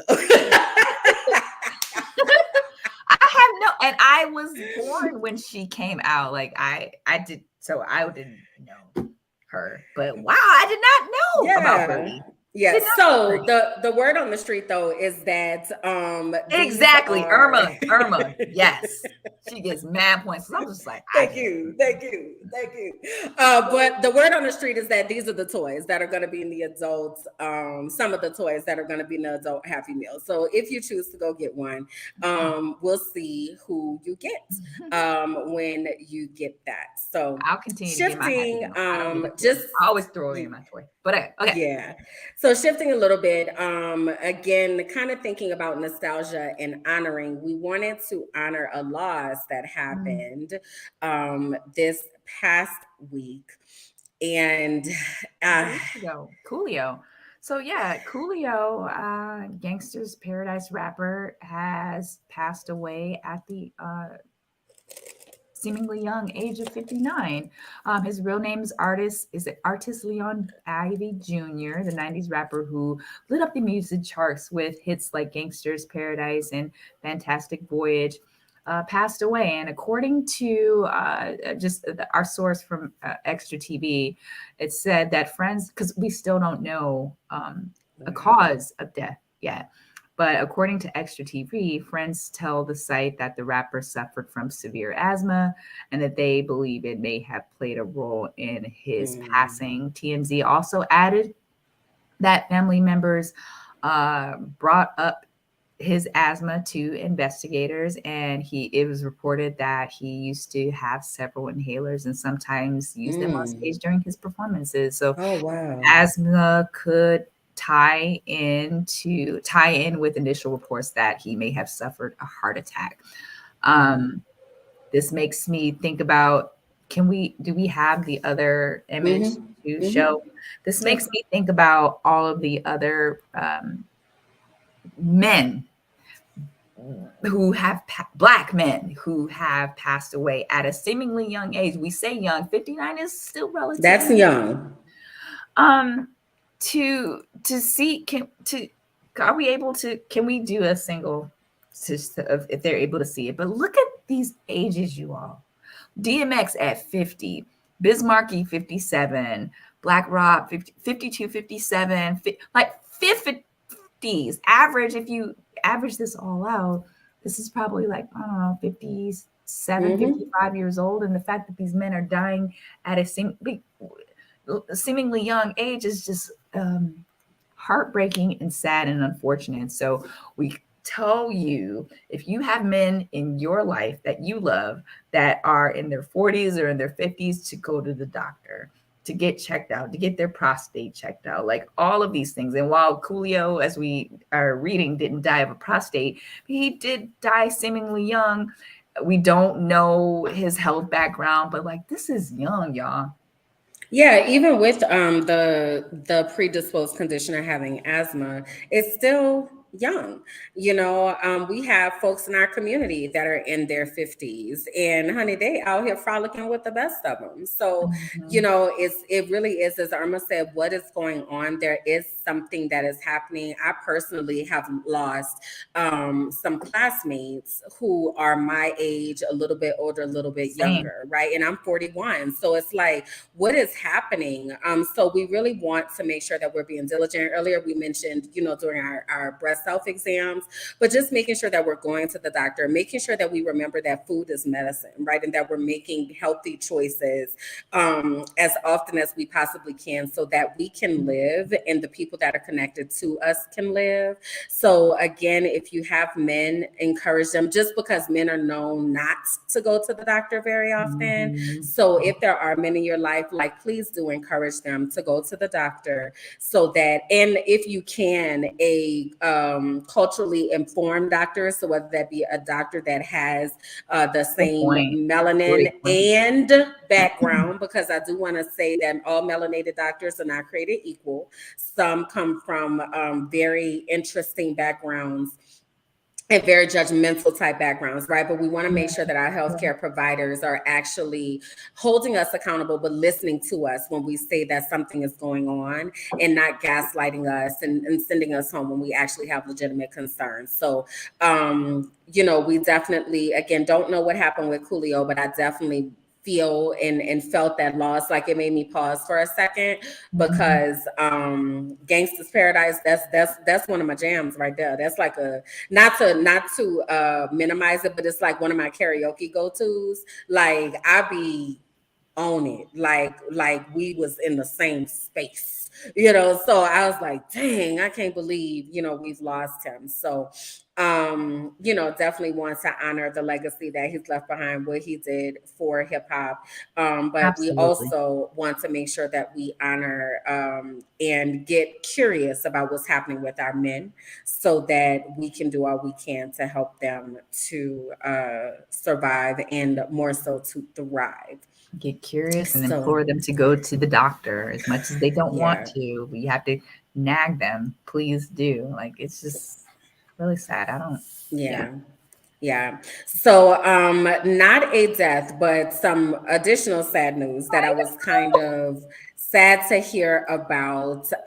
Trevor Noah, who is the host of The Daily Show, announced that he will be leaving Comedy Central after a 7-year tenure that saw him transform The Daily Show for a new generation of viewers who are more at home on social media than they are on cable outlets and broadcast networks. Noah revealed his plan to the audience, saying, "I've loved hosting this show. It's been one of my greatest challenges. It's been one of my greatest joys. I've loved trying to figure out how to make people laugh, even when the stories are particularly itty on the worst days." So if you think about The Daily Show, I don't know if you all watch The Daily Show. This is where I get my news, on The Daily Show. I stopped watching the news a while ago, but I will watch Trevor's. I will literally just put on whatever the weekly recap was, and then just let it run until I get tired of laughing, because I just appreciate the levity that he does bring to stuff that makes us want to pull our hair out. So I was really sad about this. And he said he's not leaving immediately, but he is making preparations to move on to something else. and model your sentiments, because while I don't watch Trevor Noah on a nightly I don't have a TV, you guys, but I do watch him when I catch his clips on social media. That's where I get my news. And I really, you had keyword levity. He brings a really great amount of levity to a lot of these serious asinine topics that I'm able to digest because of people like Trevor. So who was the previous host? Jon Stewart. Was there for 15 years. And the fact that Trevor has been there for 7, younger generation, like, I get it. It is a daily. It's a daily job. Like, it is the daily show, so yeah. And we talked about this the last episode with Serena and just knowing when to say when. And while he's been doing this for 7 years, he wants to do other things. And while I'm sure this was a cushy job for him, he's just a natural creative. He's a comedian. I don't know if he's an actor or at all, but I don't know, but he's a hell of a comedian, that's for sure. He is. So this is definitely a sad loss. So not loss, but sad transition. Because it's like you're already ideating and mulling who else is going to fill this spot, because this is a particular niche. Like, you have to be like comedic and funny and likable. Like, Jon Stewart was likable, Trevor is likable. So this is going to be a hard seat to fill, to want to get your news and still be objective. Reporting. So we obviously wish him the best here on Conversations, and we will be tuning into whatever his other ventures will be. But this is something that, like, it's a culture. This is our culture. I feel like this is part of our culture, but it's unfortunate. So I am saddened by this. So me too. But I'm excited for what that's gonna look like as he moves on. And speaking of moving on, it just came to my attention, somebody else who used to be a favorite of mine has moved on. Don Lemon. So if you watch CNN, really, technically. Yes. So Don Lemon has been the host of his own nighttime show on CNN for the past 8 years. And he just announced last night, actually, that he is now moving from that primetime spot at 10 p.m. to a morning spot. So he's not leaving the network. No, but he's leaving that spot. I never said he was leaving the network. I just said that he was leaving that spot. So Don Lemon is now joining Poppy Harlow and Caitlin Collins for a new morning show that is going to be rivaling Good Morning America, the Today Show, whatever the morning shows are, Morning with CBS or whatever. So what CNN is trying to do is to create a very competable package during that morning time slot to deliver the news. Don Lemon said that, I was honestly floored when the CNN chairman asked me to do this, and I'm honored by his belief in me. It's going to be a thrill ride to take this challenge on. So he is actually excited for the challenge, but it goes to the point that 10 p.m. Slot is open, and CNN never filled the 9 o'clock slot that Chris Cuomo was in before he got in all his troubles. So I'm very interested to see what they're going to do with that 9 o'clock and 10 o'clock spot. To Aisha's point, it would be absolutely lovely to see a Black woman there. I don't know who they have waiting in the wings, but that was some additional news that was also received regarding some transitions. Yikes. Okay. Wow. A lot of movements. We gotta move. It makes me think about, sometimes we're comfortable in our roles, we're comfortable at our jobs, we're comfortable in our positions, and sometimes you just have to kick yourself in the butt to just kind of transition and do something different. And sometimes that's how I feel sometimes, just with certain things that I'm doing. I'm just like, okay, I'm really comfortable here. I really like this here. But I really need to just shake ish up and be uncomfortable again and have that good level of anxiety. So I'm really happy for, again, both Trevor and Don, even though I don't watch Don a lot, but I do like his content. So we wish them all the best, and we will follow their good content wherever they may land. Absolutely. So with So that, another thing happening in October that you may or may not be aware of. yeah, so October is Domestic Violence Awareness Month. A lot of, like Kimberland said, a lot of interesting things going on in October, a lot of things going on in October. So Domestic Violence Awareness Month is held throughout the month of October, and it's a way to bring advocates across the nation together to end domestic violence. I apologize that I don't have the stats here surrounding just Black women and women of color overall, but we just want to bring awareness to that this is Domestic Violence Awareness Month, and this provides the opportunity to enhance education, prevention, and intervention efforts surrounding domestic violence and support organizations that individuals who provide advocacy efforts, services, and assistance to victims. So there is a number here, and I will try my best to post it in the chat here. But boom, boom, boom, boom. Thanks for popping it up here, Kimberland. This is the Domestic Violence Awareness Hotline. And it made me think of two instances that happened recently, one in New York and then one here in Dallas. I'll talk about the one in Dallas where this young lady, 21 years old, her name was Asia Womack, and she was killed Monday evening after playing basketball with who one would think was her friend. So she was playing basketball, and if I can find his name, because he was on the Breakfast Club, Charlemagne the God, who I really appreciated, shouted not shouted him out, but put him on notice that this is who we are looking for. She was playing a pickup basketball game with this man. She beat him. It's a trash talk pickup game. And he left with his kids, and he came back to shoot this 21-year-old girl because his male ego was so wounded and fragile that he decided to shoot her in this vicious, and I don't have the words for it.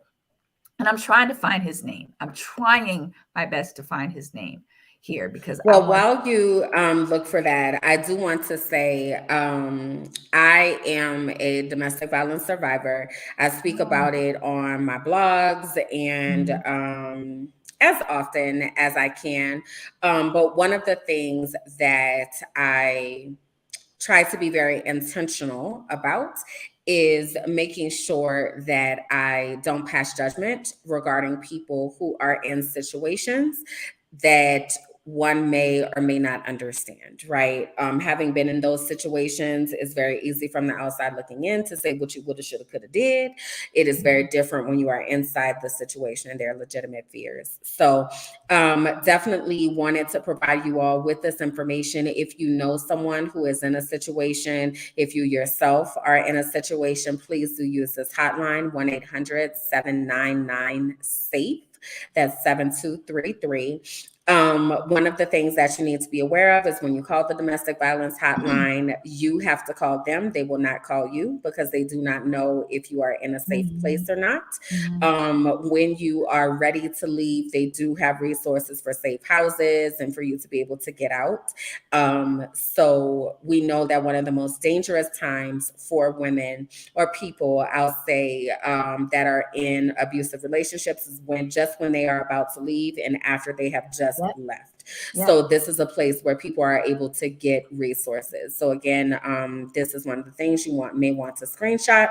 The National Domestic Violence Hotline, again, 1-800-799-SAFE. That's 7233.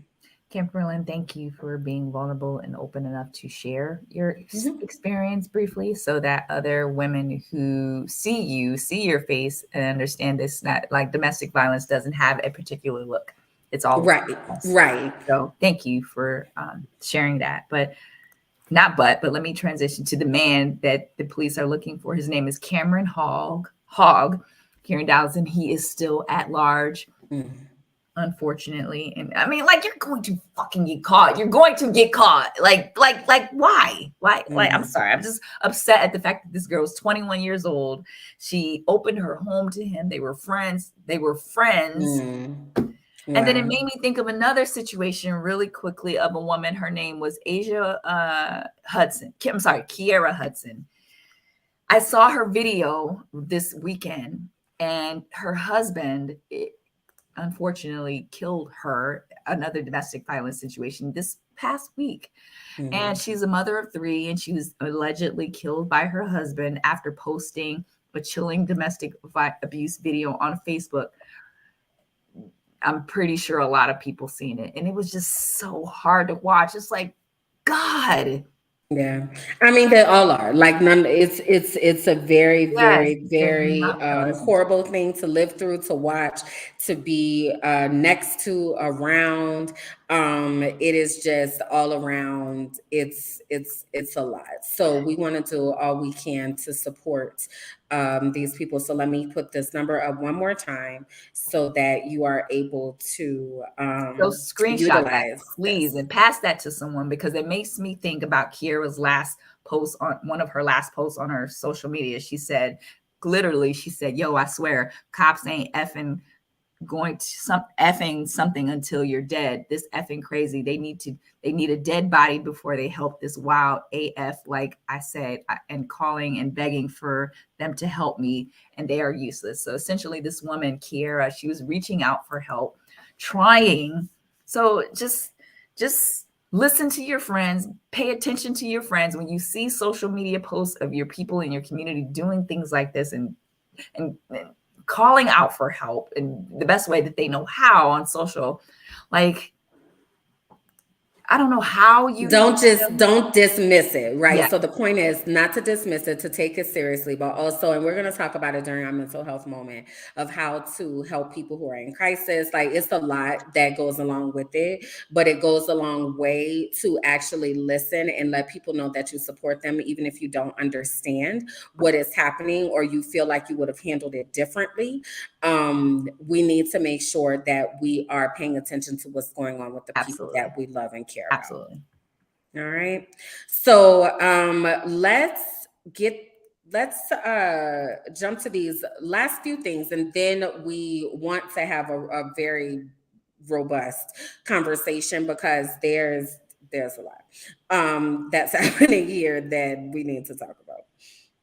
Okay, so we are talking about Uvalde. Oh God, this one is another one. Uvalde. Very So quickly, Uvalde though. school suspended its entire police force, citing recent developments after months of criticism about how the cops handled the mass shooting of killing 19 children and 2 teachers.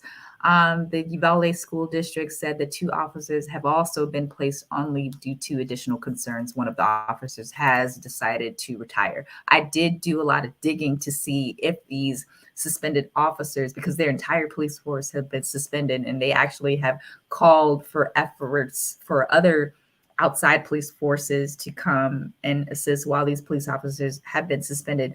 I do not know if they are on paid leave. That's one of the things I was trying to do my due diligence. I could not find that. And it makes me think that maybe they are on paid leave, because I couldn't find it. And I'm still researching it. But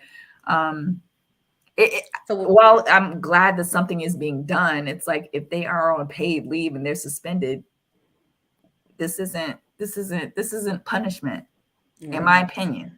This is no, I definitely agree with you, and I'm hoping that there is some accountability. It's definitely something I want us to keep our eyes on, because we, like you said, haven't been able to find that information. But nonetheless, they're supposedly all suspended. So that's the word on the street. So quick Black Lives Matter update for you all. And it actually goes right along those same lines of thinking and talking about the police. So the city of Rochester has reached a $12 million settlement with the estate of Daniel Prude over his death in police custody. The city of Rochester, New York, has reached this $12 million settlement with the estate of Daniel Prude, who died in 2020 in police custody. The city was actually sued by Daniel Prude's son. He was a 41-year-old. Daniel Prude was a 41-year-old Black man who died in March of 2020.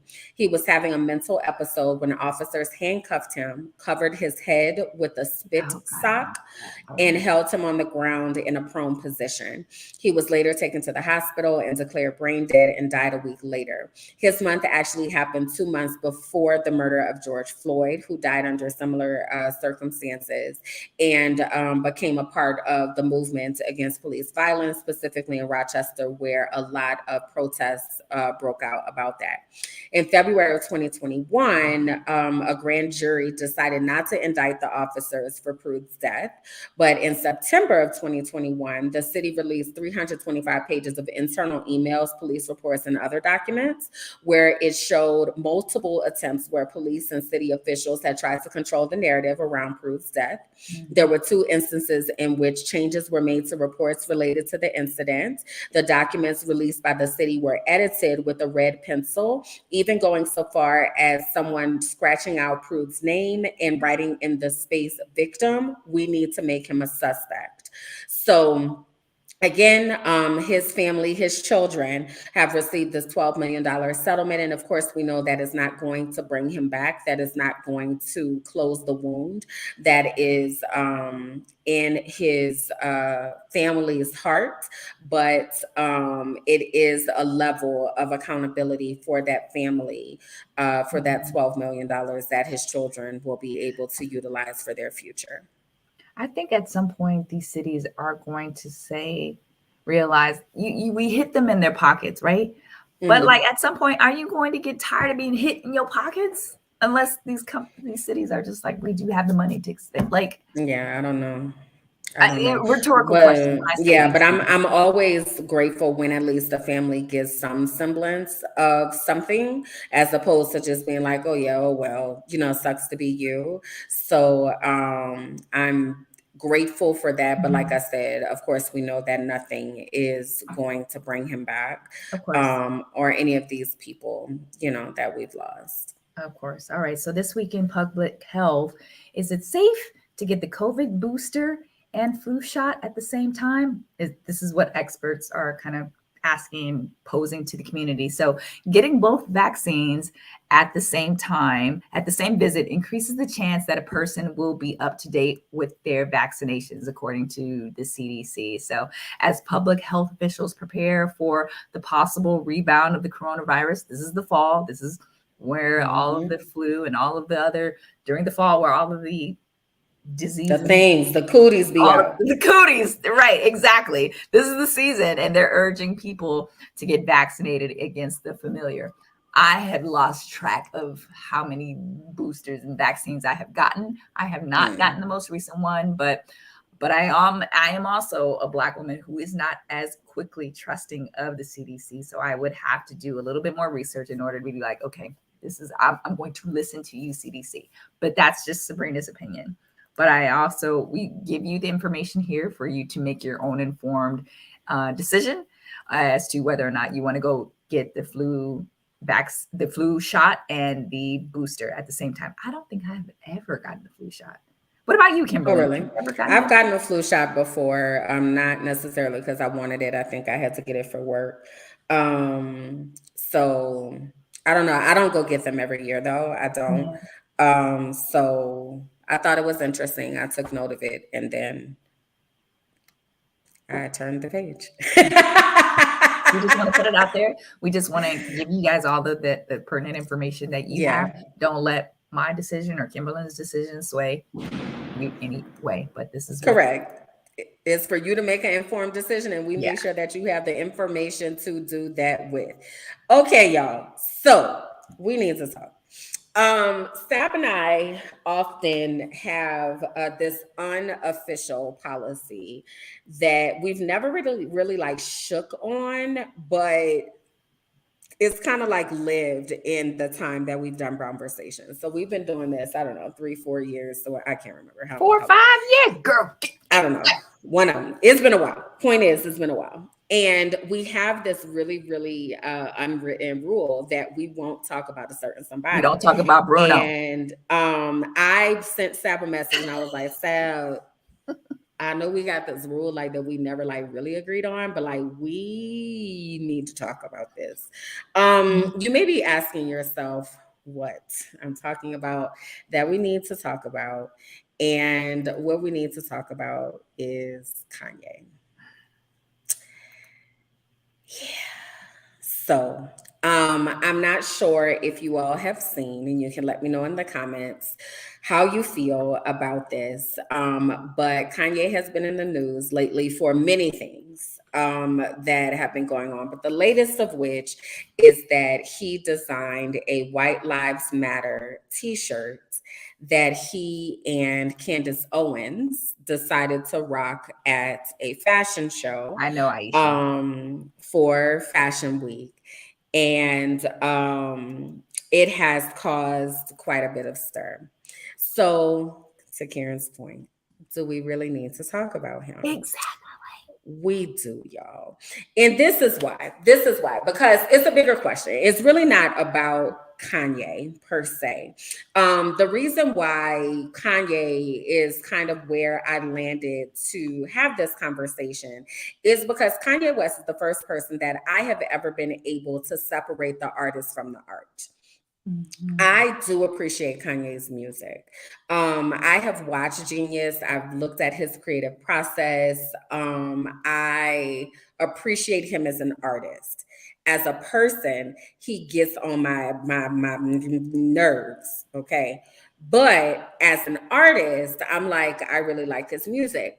So with this latest stunt that he has had, and again, it's been a lot of things, you know, he ran for president, he did the MAGA stuff. And that's when I really like stopped fooling with him as a person, is back in 2016 when he was doing all of that and all the things. And I was just kind of like, okay, he's doing the most. But then his latest project with Donda, I was like, oh, I really like this. Like, this sounds good. I do believe he is a real musical genius. However, I had to ask myself in that moment, when is enough enough? Like, at what point do we decide, do I, Kimberland, decide that that's enough. Like, I'm not supporting this anymore. I'm not doing this anymore with you. Like, I'm going to cancel you from my life, from my whatever, right? Whatever that looks like.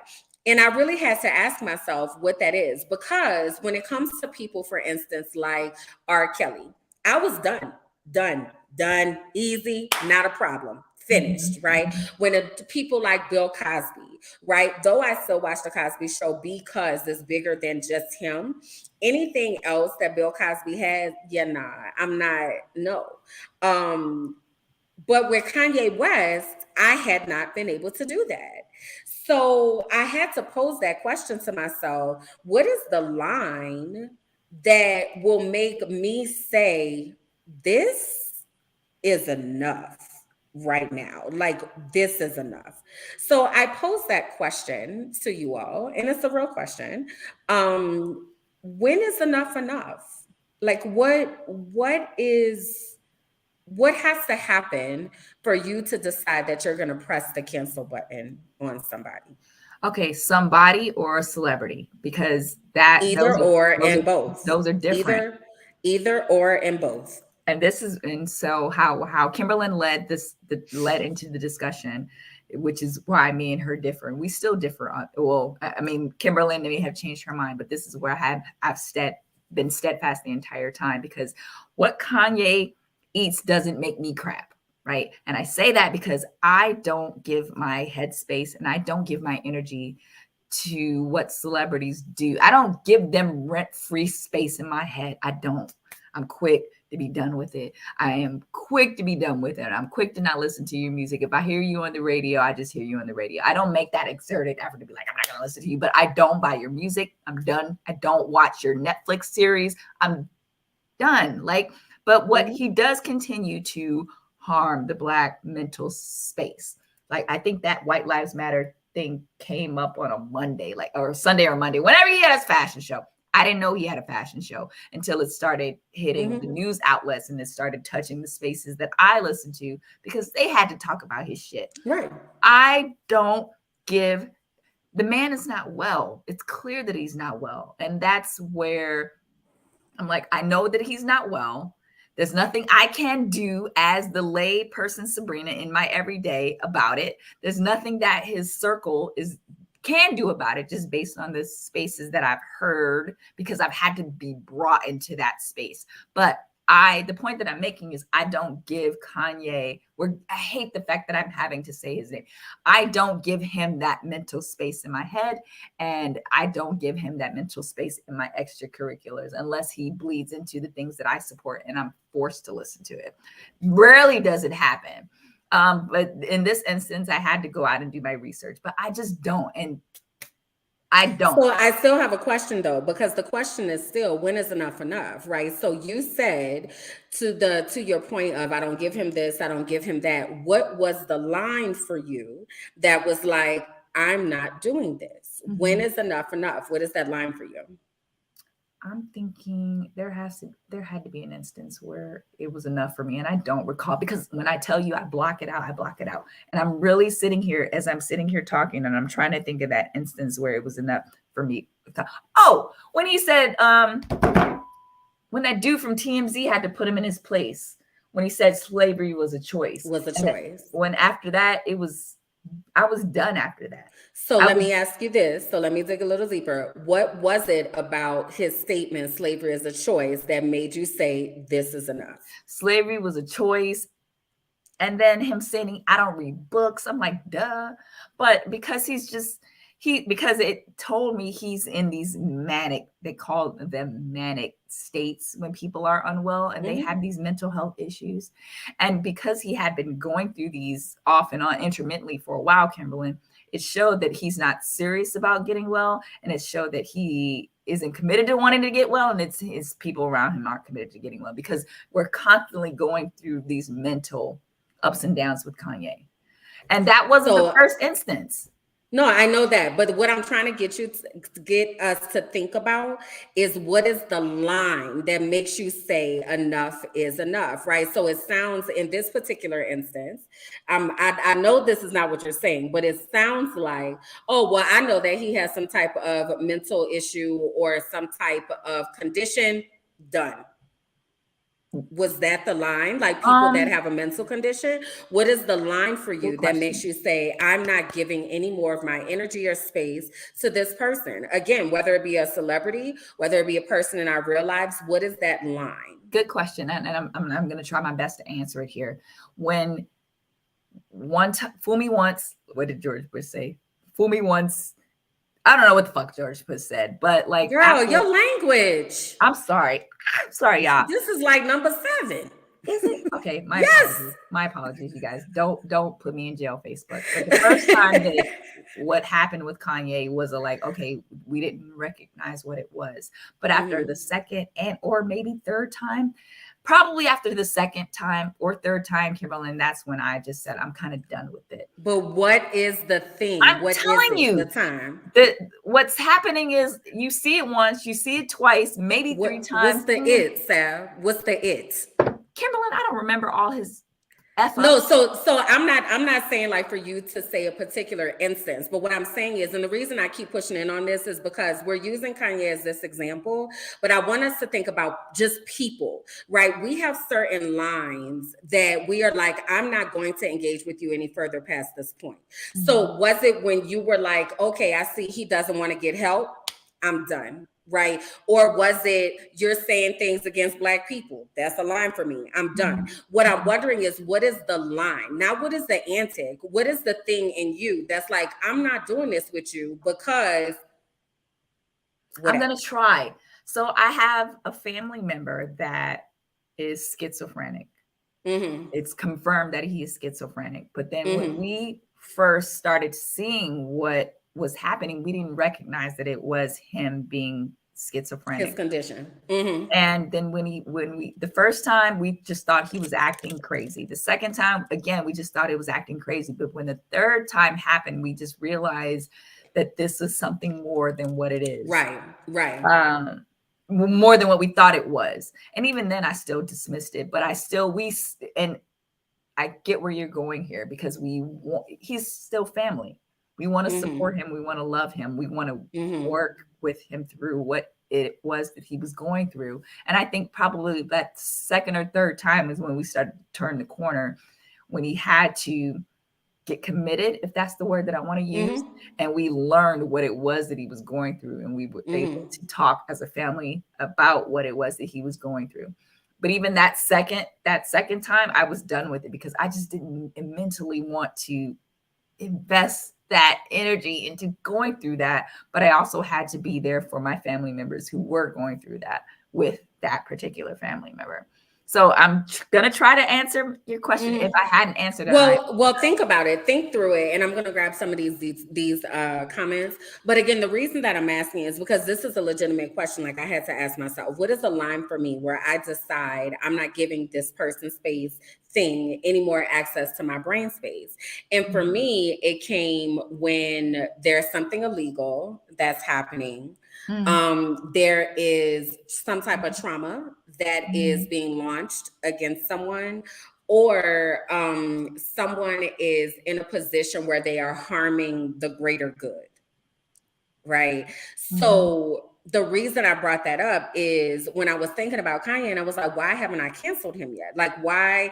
And again, this word cancel, I know it's been weaponized, whatever, but y'all understand the point. So when I asked myself, like, why have I not removed my support from him? It was because he hadn't done anything illegal, right? He's out here doing all this stuff. He's jacking up his own money, but okay, my guy, like whatever. But then when I started thinking about this whole White Lives Matter thing, I started thinking about the stuff that happened with him and Kim and how public that was and the trauma that's happened to his kids. Then my patience got thin. So it was situated in that. Otherwise, your antics, like you putting stuff on Instagram and deleting it, all that, I'm not moved by that, whatever. It's just like, whatever. But when it comes to a situation where now you're causing harm or trauma to somebody, that's a line for me, right? And the reason why I brought it up is because we need to interrogate that in our own minds about what is it that is not okay with us in our spirits, where we are like, I'm not going to allow people to do this particular thing because this doesn't jive with my moral beliefs, right? So for instance, Irma said, she said Kanye is a disgrace and embarrassment to people, to his people. So it sounds like a line for Irma is someone who acts in a manner that she considers to be disgraceful or embarrassing. Jennifer said an attention seeker. So maybe that's a line for her. Somebody who's seeking attention is no, we're not doing that. Like use your words, right? Maybe Karen said, usually my line is when you are so embarrassing that I can't discuss you with my elders, right? So you've done things that like there's no way to come back from that. Let me see. Elise said, when your actions cause more of a disturbance than resolution. Kenya said, when someone continuously plays the victim, but is very aggressive towards those who don't agree with them. So narcissistic type tendencies. That's a definite line for me. Andrea said, a line is when I no longer feel safe. Right. Tianda said, when it continues to be a pattern of behavior without apology or showing signs of getting help. Right. So again, the reason I'm bringing this up is because I want us to be really intentional in thinking about what this looks like and sounds like for us regarding how we allow people to access our time, energy, and space. So to Sab's point earlier that today actually is World Mental Health Day. And y'all know we have a mental health moment every single week. And this week is no different. So what we're watching with Kanye West, unfortunately, is a mental health crisis. He's been very open about the fact that he's been diagnosed with bipolar disorder. He's also been very open with the fact that he doesn't like to take his medication, both of which I can understand, because if you've ever been around somebody who has had to take medication, they feel like they show up as a shell of themselves. I get that, right? So there's nothing that, as you said, people are really going to be able to do to get him to decide that he's going to take his medication if he doesn't like the way his medication makes him feel. Like nobody can make him do that. So he's going to be in this place of crisis. Well, you and I don't know Kanye West, right? But we do know people in our lives that may be in crisis. Yeah. And it's really important for us to think about, for instance, you mentioned your family member that you have. I have a family member who is in crisis, right? So how do we interact with those people but still honor ourselves in that process? So the first thing that we need to do is we really need to acknowledge the full situation, like, what are the facts of the situation? So for instance, we just laid out with Kanye West. He has a mental health diagnosis. He has medication. He's not taking his medication. This is why he's not taking his medication. This is how he behaves, right? You might find empathy in all of that, right? But then the question is, what do you feel about that? Is that okay with you? Are the behaviors okay with you? Are you able to allow yourself to feel whatever those feelings are? And then the question is, what do you want to see happen? Because that's going to determine how you move forward. Is it? I mean, yeah. Is it? Right? Yeah. What do you want to see? Let's say I want him to go to jail. I want him to get. I want. Oh, no. I don't mean no. I'm so glad you said that. I'm like, I don't mean an external. I don't mean an external. What do you want to see happen? I mean, what do you want this to look like in your world? Got it. Right. So if this is a person, for instance, I'll use my family member, for example. I acknowledge that my family member has been through trauma. I acknowledge that there have been lots of things that have happened. There was a flawed upbringing, like all of that kind of stuff. I understand that. I empathize with that. Right. But I also know that it caused a lot of harm to me. And in my honoring of that, what I want this to look like is I want to have peace. Yeah. And I don't want to have that family member constantly robbing me of my peace and my joy. That's what I mean. What do you want to see happen, right? So once you decide that, then it is, what type of boundaries do you need to set in place in order to protect what you want to see happen? How are you going to protect your physical peace, your psychological peace, your spiritual and financial peace? And then what are the consequences if those boundaries are violated? Because they are going to violate them because they're in crisis. So what are you going to do? Right. So for instance, with my family member, they're blocked on all platforms. They can't contact me. In the event that they do try to reach out to me, I am not responding to that because I let that family member know that I will not be conversing with them until they decide to get help. Right. But I had to decide what that looks like for me.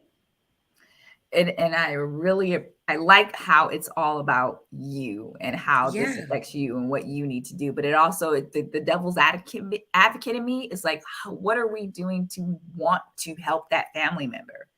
When they're that's the next part. Well, that's the next part. And I'm so glad that you brought that up, because the next thing is verbalizing that support, right? So reminding your loved one that you still love them, you continue to love them, and that you are ready when they are ready. But that does not mean that I am going to sacrifice my peace and my safety for you if you are not ready. But when you are ready to actually get help, I'm here and I love you and I'm going to continue to be here. Right. So it's an exercise in accepting the things that we can control and the things that we cannot. And what we cannot control is somebody else. So that means that I have to determine how I'm going to allow you to interact with me. That's the me part of it. But then also I continue to love you and let you know when you're ready, I'm here. Okay. When you're ready, I am here. Okay. Yeah. Got it. Not okay, but thank you. Thank you for that. No, thank you for explaining that. And thank you for expounding on that, because those are things, because we all have that family member. We all have that interesting family member or eccentric or whatever family member, whatever is going on, to kind of deal with. And sometimes, like when I remember going through that, we just didn't have the knowledge or the words to articulate what it was that we were going through and how to deal with it. And I'm just glad that we have spaces like this to show that, like, there are family members or people that look like us who are going through these things, and then we have the tools to be able to share, resources and tools to be able to share with you how to kind of deal with those things. If your family is one of those families that are like, we don't talk about those things, we don't talk about these things, right? So you have a show that is telling you how to talk about those resources and how to talk about those things. So, and how to protect your peace more so, right? Because again, at Beautiful Brown Girls, we're here to live our very best lives and make sure that everybody that's connected to us is able to do that. So a part of that is making sure we have these conversations, right? And I see your comment here. Some people are aware of what they are doing. But again, that's not my concern of whether they're aware of what they're doing. My concern is, how does it make me feel? And how do I want them to interact with me? You got to change people sometimes. you are training people, right? And you're setting up fail safes to make sure that they don't get to rob you of your joy and peace. Because yes, sometimes it is gaslighting. Other times it's that people just don't know how to get help. They don't know. They want to, but they don't know how, right? So it's not necessarily for us to pass a judgment on whether what they're doing is good or bad. It's for us to make a decision about, does what they're doing make me feel good or bad? And do I want to continue to feel that way? If I don't, then I need to set up parameters to make sure I protect myself because I can't control them. All right. Right. It was, girl, that is a word. That is a clip. That is a clip. So with that being said, towards the end of the show, we always host our beautiful brown girl spotlight. And there's always a just plethora of women that we want to women and or girls that we want to highlight in this space. So this week we are highlighting this comes from Because of Them We Can, which is an awesome, dope website and Instagram site that you should check out. But Belen Woodward, 10 years old. She is a 10-year-old crayon activist who just became Time Magazine's Kid of the Year honoree. So Woodward rose to prominence after creating her More Than Peach project, which used crayons as a way to tackle perceptions about skin colors among children. So Woodward said it all started when she was in class and one of her peers had asked her for a skin color crayon in class, alluding to wanting a peach crayon. So Woodward quickly realized that there was no crayon of color included that represented her actual skin tone as a Black girl in her grade. And after speaking with her mother about the incident, which bothered Belen, she returned to school and she started talking to her classmates, which color would they like to use for their skin. And since any color would be beautiful for their skin, eventually peach no longer became the assumed color for Belen, which unbeknownst to her had sparked a movement. So Belen began using her own money to create art bundles to donate to classrooms and schools. So essentially Belen created a crayon box of skin color tones for brown girls that looked like her and other girls that looked like myself and Kimberland and all of you in the community and just beyond. So she essentially decided to create her own crayon box, which is so dope. But when I do this dance, that means I'm excited. So she began using her own money to create art bundles to donate to classrooms and schools. These special line crayons also came with curriculum resources. Kimberland, I know this makes you proud. You are a teacher. So since she started in 2019, Woodward had already donated more than $40,000 worth of art bundles via the More Than a Peach projects that she created. So essentially, Belen saw a problem. She wanted to solve it with the need of creating crayons for brown girls that look like you and I.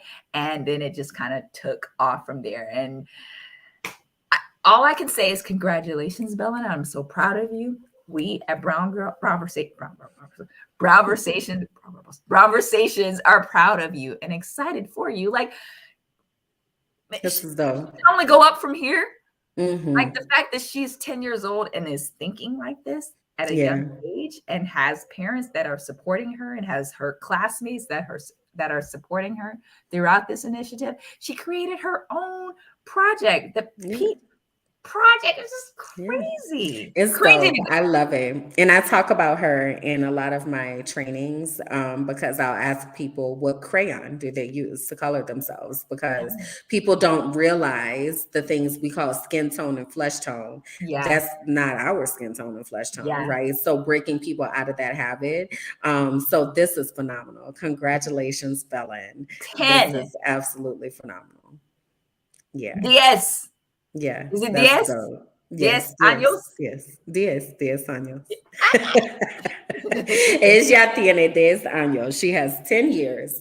And that is phenomenal. And it goes to prove that one person can really make a huge difference and can make a huge impact. You really just have to see the need and feel the need, right? And believe that you can. So that's phenomenal. That is phenomenal. So congratulations to her. All right, y'all. So we want to thank you for hanging out with us.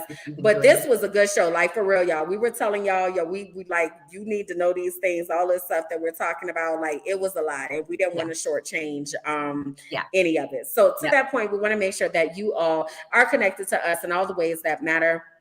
Make sure that you have liked us on Facebook at Beautiful Brown Girls, that you have joined our Facebook group, Beautifully Shaded, and followed us on Instagram at Beautifully Shaded and on Twitter at Beautiful Brown You. A reminder that we do have our VIP Members Network, where you are able to have more in-depth conversations and connect with brown girls across the world on a deeper level. We have classes, we have book clubs, we have affinity groups. We've got all kinds of stuff over there, y'all. So if that's something that is speaking your name, please do check us out over there. Also, make sure that you go to beautifulbrowngirls.com so that you can see if there's an in-person brunch chapter in your area and connect to other brown girls who may be near you. So having said that, Sab, please tell the people where they can find you. Yes, all of my platforms, how to connect with me is sabjackson.com. I have 2 new podcast episodes just released. I'm doing this. I told you I was going to get back to the I'm proud of you. All of my platforms, everything. You can connect with me on LinkedIn, Facebook. I don't know if I have Facebook, but anyway, you can connect with me on Facebook here, clearly, and all of my platforms again on sabjackson.com. Please listen to my most recent episodes on Better Than a Black Woman podcast. I could dive into some interesting things there. I talked about my trip to Tamarindo. I actually have a video on there from when I touched down in Tamarindo. But yes, please check me out on there. Would love for you to connect with me there. What about you, Kimberly? What can people reach out to you? So I would love for you all to connect with me either on KimberlandJackson.com or Kimberland J, or over on Mind of My Black as Business on Instagram. I have also started remaking content and such. So I have kind of just been letting people into the background of my life, all the things that I do as a professional frolicker, and all of the interesting hobbies that I'm finding. So if you are intrigued about how I do what I do, how I'm able to live in Mexico, you are wanting to move to Mexico, you are in need of a life coach to help you get your life together so that you can go somewhere else and do something else or just show up differently, again, you can reach me at KimberlandJackson.com, on Kimberland J, or at Minding My Black Ass Business on Instagram. So having said that, y'all, we will be back 2 weeks from now with our next episode of Brown Conversations, but the Brown Conversation does not stop here. It continues in the comments. We got so much, y'all, that we talked about today. So we need to go back, watch the replay, interact. So you can continue to tag people. You can continue to comment. You can continue to share the broadcast. Remember, there are lots and lots and lots of information that we gave out that we need to share with our community. So please do get those screenshots, share those clips, direct your people towards it. We are... Go to Reformer Pilates. So we'll be back in 2 weeks. We love you all so much and appreciate you so much. And we'll see y'all soon. Bye.